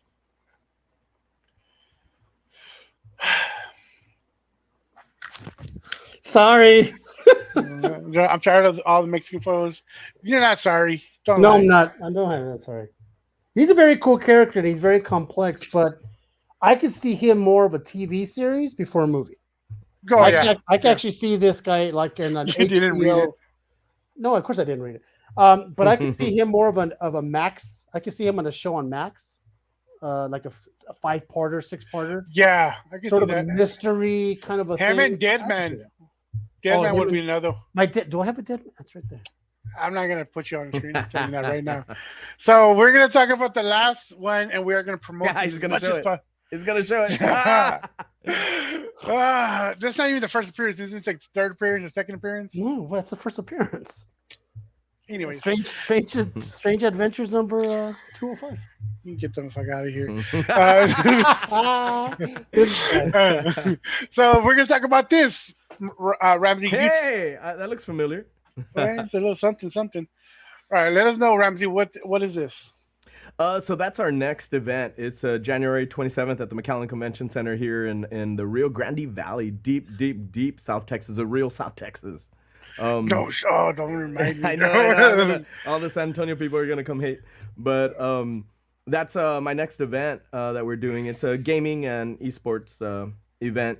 Lots of tournaments, big prizes for Super Smash and Mortal Kombat and Magic the Gathering, all that cool stuff. And then we have the voice of Sonic, Jason Griffith, coming in, and it's a kind of a one-day event that we do. I love gaming. I don't get to do it nearly enough, and I am nowhere near good enough to compete. But at one point I was. But kids nowadays, they're good. I don't know if it's the Adderall or what, but damn, dude, are they kicking my ass at Destiny? Um, but yeah, that's our next event, game Ultra Gaming Expo. That I'm seeing the Sonic the Hedgehog. You know how we have cancel culture and stuff like that. Mm-hmm. There was a movement where everybody hated the way the Sonic Mm-hmm. character came out. Everybody was talking shit to the point where they actually changed it. Mm-hmm. And I'm like, wow, that was one moment where everybody was united. Yeah. Like, don't mess up the Why character. change it? Why change it if you don't have to? Why? They did Ex- not have to, and I think that was great. Caesar, that was your like mic's off. always, always. No, wait, no. When I take off my headset, it automatically mutes. Didn't they make him very Mm. human-like? Yes, it was kind of Yeah, strange it and was real Kind weird. weird. of, Yeah, almost kind of creepy.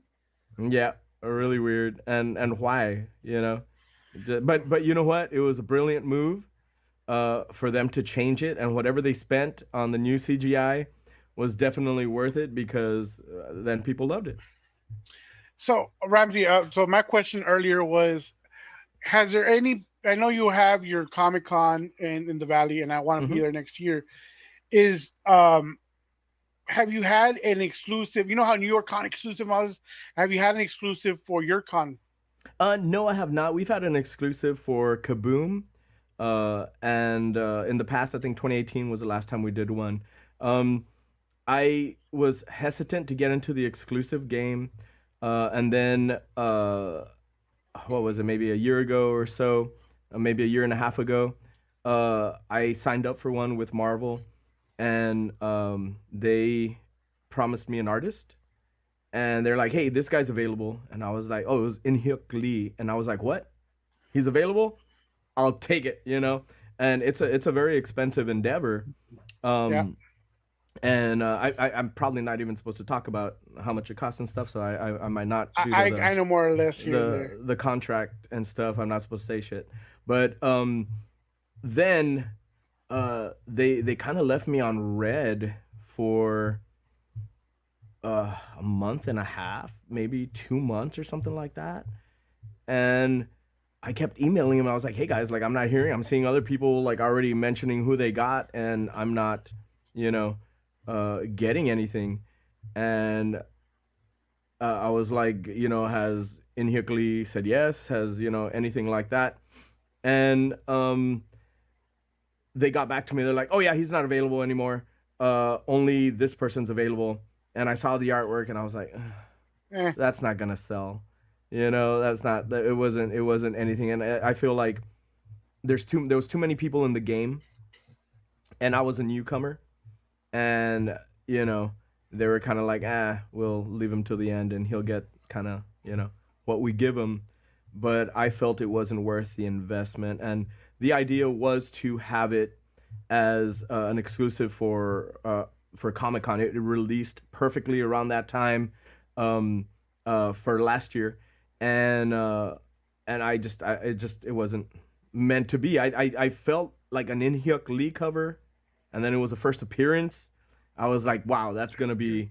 And then I had this awesome concept, and I sent a whole mock up and stuff. And I'm a graphic designer and illustrator and shit. So I like sent a mock up, and I was like, oh man, this is the idea, and this is cool, and they just never got back to me. And so I decided, I was like, you know what, if I'm gonna spend that kind of money, um, at least I need to get something that I feel like I can sell. And so gotcha. I didn't do it.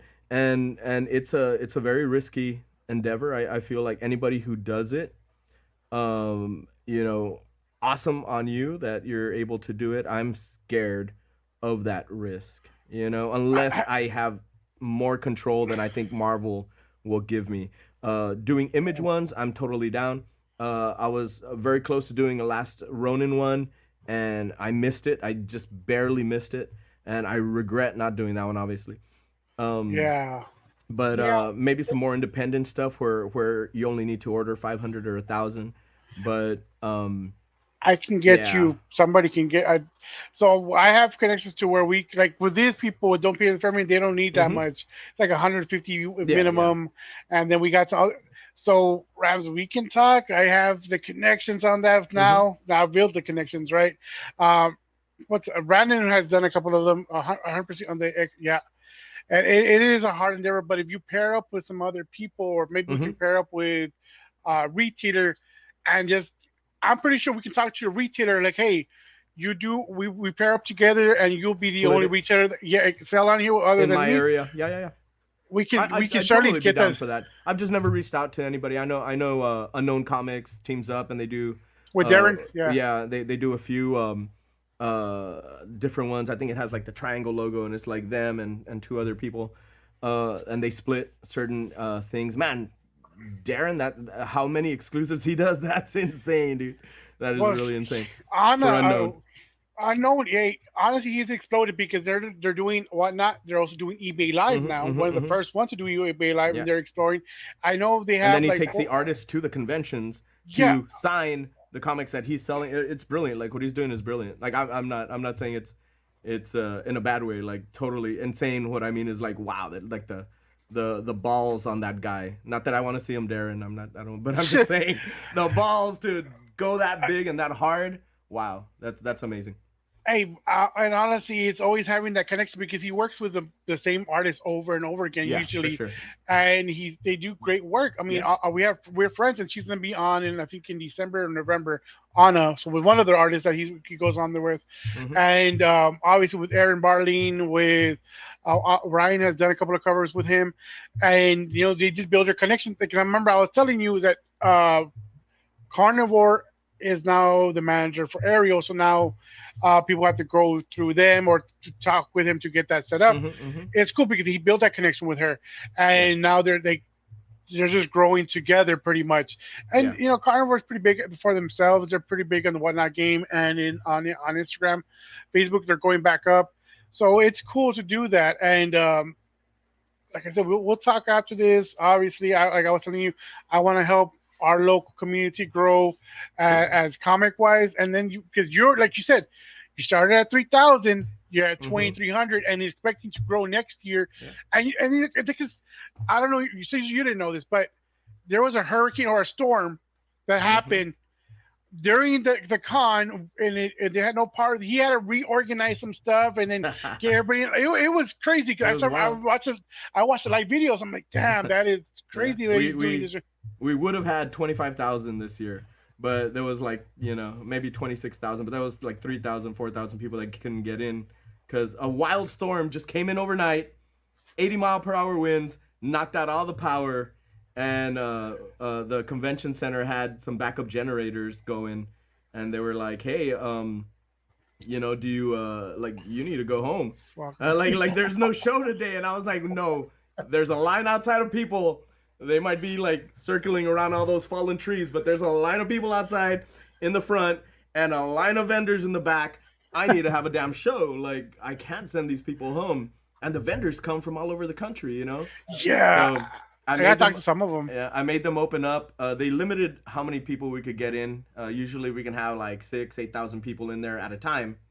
They limited it to 1,500, and so a lot of people were waiting outside, and I would just go outside with the bullhorn Yeah, and trying to tell people like, hey guys, there's no power. We're trying to we're letting 1,500 people in, but they don't want to leave, so we can't let in more people till they leave.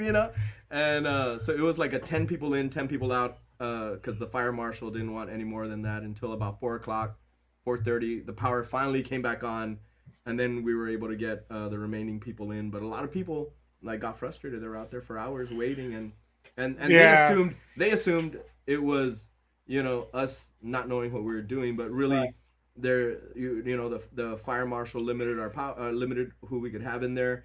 There was no aircon in there, so it was gonna be hot. sticky. The only every third or fourth light turned on, and then so there was a lot of issues. I did what I could to salvage it, and I think we stayed open even later, and then we let everybody who had a Saturday wristband come back on Sunday, or a Saturday ticket come back on Sunday as well. But there was still people thinking that were saying things like, "Well, you obviously didn't plan for this." Dude, You're I right. wasn't. I It's should have Mother brought Thor Nature. in to control the weather. What did you want me to do? Can't Um, control it. yeah, and so they were like, you obviously didn't have a plan B. Is what they said. I was like, yeah, well, Well, the convention center Ram was gonna make me send everyone home. Ramsey, with what you've been through, what you've been, I've gone through. Brandon and a group of friends have a group of other retailers Uh huh. have made, and with the blessing of Todd McFarlane, have made their first SpawnCon. It's in SpawnCon, a yes, I keep seeing that. I know I love Carlo Barberi. He comes to our shows. He's a great guy. Always comes to my store. Love that guy. I know he's gonna be there. That's freaking awesome. I it's in saw. 2 weeks, I think, or 3 weeks. I Yeah, can't. At the end of I just like the page. It came up as suggested. I was like, ooh, I want to go. they're gonna have it in Denver. This is their first year. Hopefully, everything goes good. Okay. Um, and if it does, it's gonna be an every year thing. And Brandon's one of the guys that made it happen. So, Cool. any advice? If there's a first con. Hmm. What any advice for them for the future endeavors and stuff like that? So, uh, I can all I can say is learn from your mistakes. There's probably gonna be some. Make sure everybody gets paid There you that you promised, because that's the quickest way to you know, not get anybody taking you seriously. So make sure you have that money, like whatever you promised. Make sure it's there. Don't rely on ticket sales to pay for anything. Borrow from your family, whatever, whoever, friends, sisters, whatever you need to do. Take out a loan. Make sure you have the money to pay people, because that's the first thing that's going to screw you over if you promise people that they're gonna get paid. And I'm talking mainly like celebrities, agents, people like that, artists. Um, Make sure that you have that money ahead of time, and you're good to your word. And that's the only reason we've survived, is because I've never left anybody hanging. I've never left owing anybody anything. Like, even if it came out of my life savings, even if I had to borrow from my parents or whatever, everybody always got paid, and that allowed me to grow, and being consistent. That's really the best So, advice I can really give you. so it would be more like learn from other people's mistakes, Uh, because if it's his yeah. first, right? Well, no, there will be mistakes at this one, but go. Yeah. the one mistake you don't want to make is not paying people. Yeah, because then that's what you're known for. Everything else, you can dust yourself off and get up Right, from, but not paying people or owing right, people money, or Word of mouth you gets know, away. Like, hey, right. don't yeah, And go then to you'll this be person. known for it. Don't go to SpawnCon because they want power. You know what I'm saying? yeah, So that's yeah, and so that's really the only advice I can give you. Um, and just be consistent. And if you say you're gonna do something, try your best to do it. And if the weather throws a wrench at you, try your best to do it anyway. um, but just do your best. Learn from your mistakes, and make sure everybody that you promised money to gets paid. And those are probably the top three things that you can uh, do to have a successful show. Advertise too. You gotta advertise. A lot of people don't believe in advertising, but um, handing out flyers isn't going to be enough. Like, you Yeah. have to have some kind of you digital gotta marketing pay. You plan. gotta pay for marketing, Yeah, man. you You gotta gotta pay for it. you can't just think, if I build it they will come, because sometimes even when you pay a lot of money they don't come. Yeah. So in advertising. So um, yeah, So before we hit a 2 hour mark, good luck, Brandon. we hit a 2 hour mark. Ramsey, if there's anything you want to promote, let people know about you before we cut off, because we want to make sure we don't want to stay on too long.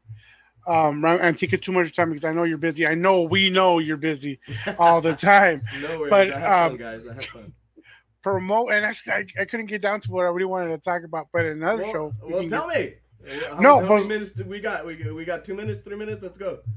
no. I'll Well, be quick. actually, I'll talk a lot. we try to stop it at 1 hour, and if it goes Okay, over at 1:30, 1:45, okay, two that's hours that's is the like we're limit. like But at least I can book you on another show a week before next year's con, Yeah, yeah, yeah, Yeah. and then we can Promote. promote the con, and then bring and ask those questions I want to yeah. ask. For At sure, least for sure. at that time, I'm pretty sure we're gonna be shitting on the next stuff that's coming out, especially Aquaman, with what's going I on. mean, I hope we aren't shitting on it. I hope they kind of learn, Their because mistakes. overall, there's kids out there who are watching this stuff for the first time, and we learned this from the prequels, or at least I did. The prequels, the consensus was they were trash, Yeah, back then. but a lot of kids grew up on it, and now they defend it to the end, you know. So even though they're putting out subpar stuff, there's some kids out there enjoying it, and so there is hope, you know, for them to keep it going. But I really do hope they do listen to us and as fans and really kind of learn from their mistakes. I Well, think they they are will. It's turning their canceling Amber pocketbook. Heard already. Yeah, yeah, She's yeah, she's been canceled. yeah, yeah. I mean, So, honestly, I'm gonna tell you that I think they're both guilty. I think they both beat the shit out of each other. oh yeah, for Honestly, sure. you know, I He didn't think take a shit on her bed though. yeah, yeah, yeah. Uh, I don't know. Maybe, uh, maybe it was him and he maybe set her maybe up. it I was don't know. him and pretending it was her. No, no. It was the dog, man. It was the dog. No, but anyway, promote myself. Yes. My name's Ramsey. I have a podcast where it's on this side called Ramsey versus Comics that I do maybe every once in a while. Check it out if you'd like to. If you're in the area, KaBoom Comics and Collectibles in McAllen, Texas, KaBoom Comics and Games in Weslaco, Texas, and then KaBoom Games in McAllen also. Anime Boom in McAllen, Boba Bomb, Bubble Tea Oh, in McAllen, and I like then that page. we do run KaBoom gaming services and tournaments at a lot of conventions. So you'll see our KaBoom bombs, our KaBoom logo, um, at a lot of places. If you do stop by our shop, if you see us at a con, come play some games in our gaming section. You know, whenever we come to your area, and you can always replace them sheets. Yeah. Oh my God, Oh, Thomas. South Texas Comic Con, Anime Fiesta also in South Texas, and Ultra Gaming Expo coming up in McAllen, Texas. If you're good at Super Smash or any of the fighting games, you're gonna want to come win some money. Anyway, I've Oh, been and to Four Caliber Kiss, my band. Four There we Caliber go. Kiss. There we We're go. actually pretty good, I think, and maybe I just think so because I'm biased. I don't know. What else do I do? I'm sure I'm forgetting a bunch of things. Your OnlyFans. Oh, I'm working on a Kickstarter for my There we comic go. There, that was a called question. My Ordinary World. Everything is already finished and drawn and ready to go. I'm kind of spoiling some stuff. But I've been sitting on this for about a year. I need to work on the Kickstarter. I've never done a Kickstarter before, so I gotta work on that and see if I can get it kickstarted and hopefully there's an issue too. We I have think we I have think that's it. friends. We have friends that run Kickstarters. If you would need somebody to help you or at least guide you with how to set it up and stuff like that, just reach out. We can get in contact with anybody that's done it I already. appreciate it. Yeah, I don't know what to do with you know, all the what do Nuts. you call those things when you yeah when you those levels that you reach, what are they called? Whatever. Yeah. Oh, tears. Thresholds. Tiers, there you go. Like what to do if we get to this tier, this tier, this tier. I just want it to be printed. It's gonna be printed anyway. um I want the funds to be able to fund issue 2, Yeah. and I have a great I was gonna say a great team, a great writing team, but really I wrote it, and my best friend Jess helped me plot it. And then I have a great artist. His name is Eder Messias. He's from Brazil, and you can catch his work on you can catch his work on, there it is, there it is. Um, what is it called? Spider-Man. There's a Spider-Man Craven story that came out not too long ago. So now he's working for Marvel. Oh, that I movie think now he's crazy about to sucks. start working on Moon Girl and Devil Dinosaur. Oh, that's a good So, series.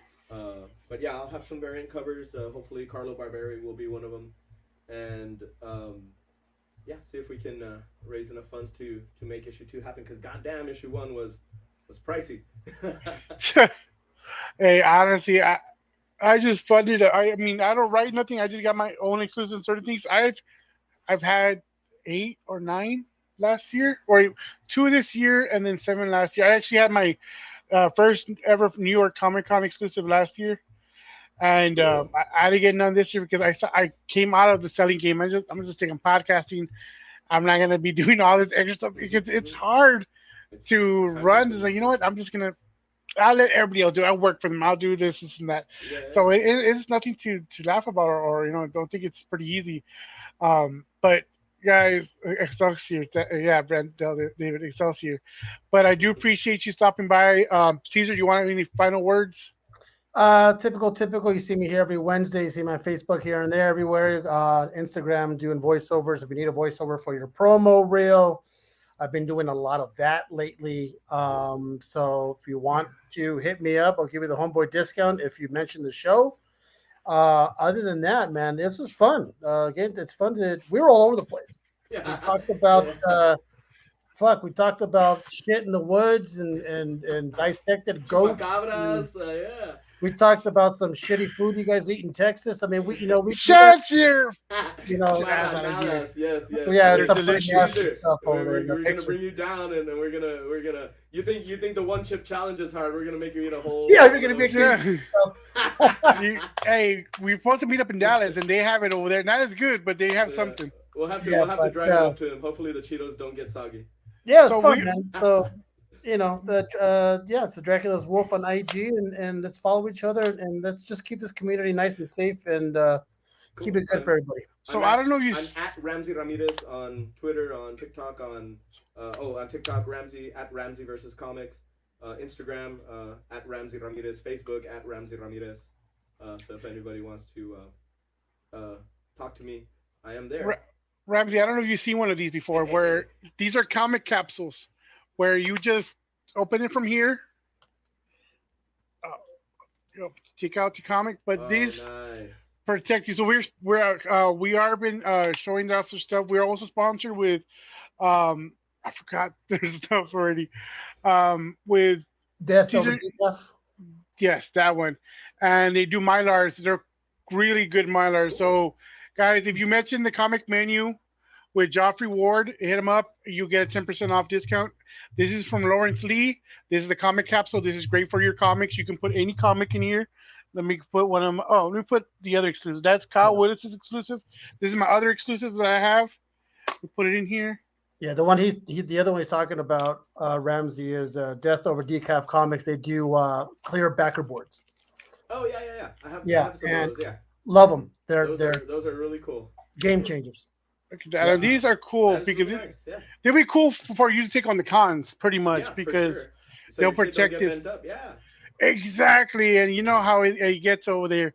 So I wanted to give a shout out to those sponsors right there. And tomorrow we do have our show, our weekly movie review. We're gonna get more in depth, like we did today. It's like way more in depth with horror movies because it's October. Next Wednesday we have Carnivore Comics stopping by, showing what they have for New York Comic Con. Guys, appreciate you, Ramsey. Appreciate you. We'll have you back on next year before. Hopefully by then we can get more exposure. Trying to get more people from the valley to follow me. It's kind of hard to get that. Just them, you know what I mean? Because it's just YouTube, Facebook, and whatever. So I'm hoping I can get that. We can push it, grow it. Like I said, I want to help grow the valley, just like you have, Ramsey. You've been one of the forefront here down here. Like everybody knows who you are. Hey, he started this. Without you, we wouldn't have all these big cons. We have to go to San Antonio. We have to go to Dallas all the time.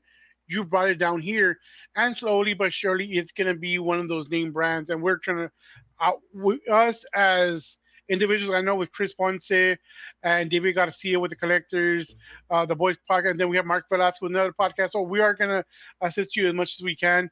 Thank you, David, guys. we love you too. Appreciate you. Love the comic collection behind you. He doesn't read them. Don't bother. Uh, but uh, thank you for tuning in. It was a real good geeky talk conversation we had today. It wasn't just about your biography, or we're not talking about when you first took a piss. I think it was more how you started and what you've done, and then obviously we never knew you're a John Wick character from the valley. You know what I mean? You're over here in the dark, killing the predator. Part 3. So Hey, he took out my notes. I gotta take him out, right? hey, it could have been him. Who you Yeah, never know. It could have been. It could have been. But well, thank you guys. I really appreciate it. I had a freaking blast. It's always great to have somebody to talk to about this stuff. Yeah, man. Hey, I'm glad that I still have my hair, much but fun. you still look young. So there's that. I'll trade you, man. I'll trade you. I'll take your Fuck hair, no. dude. it's already freaking thinning as it is. I'll take it. I I'll give a shit, man. I'll take it. I didn't take I'm out in my a band, cap. dude. You know how hard it is to headbang without hair, dude? When you're in the band and you're feeling it, you're I like, mean, it's yeah. easier for Nothing's you moving, to wear a toupee. I could.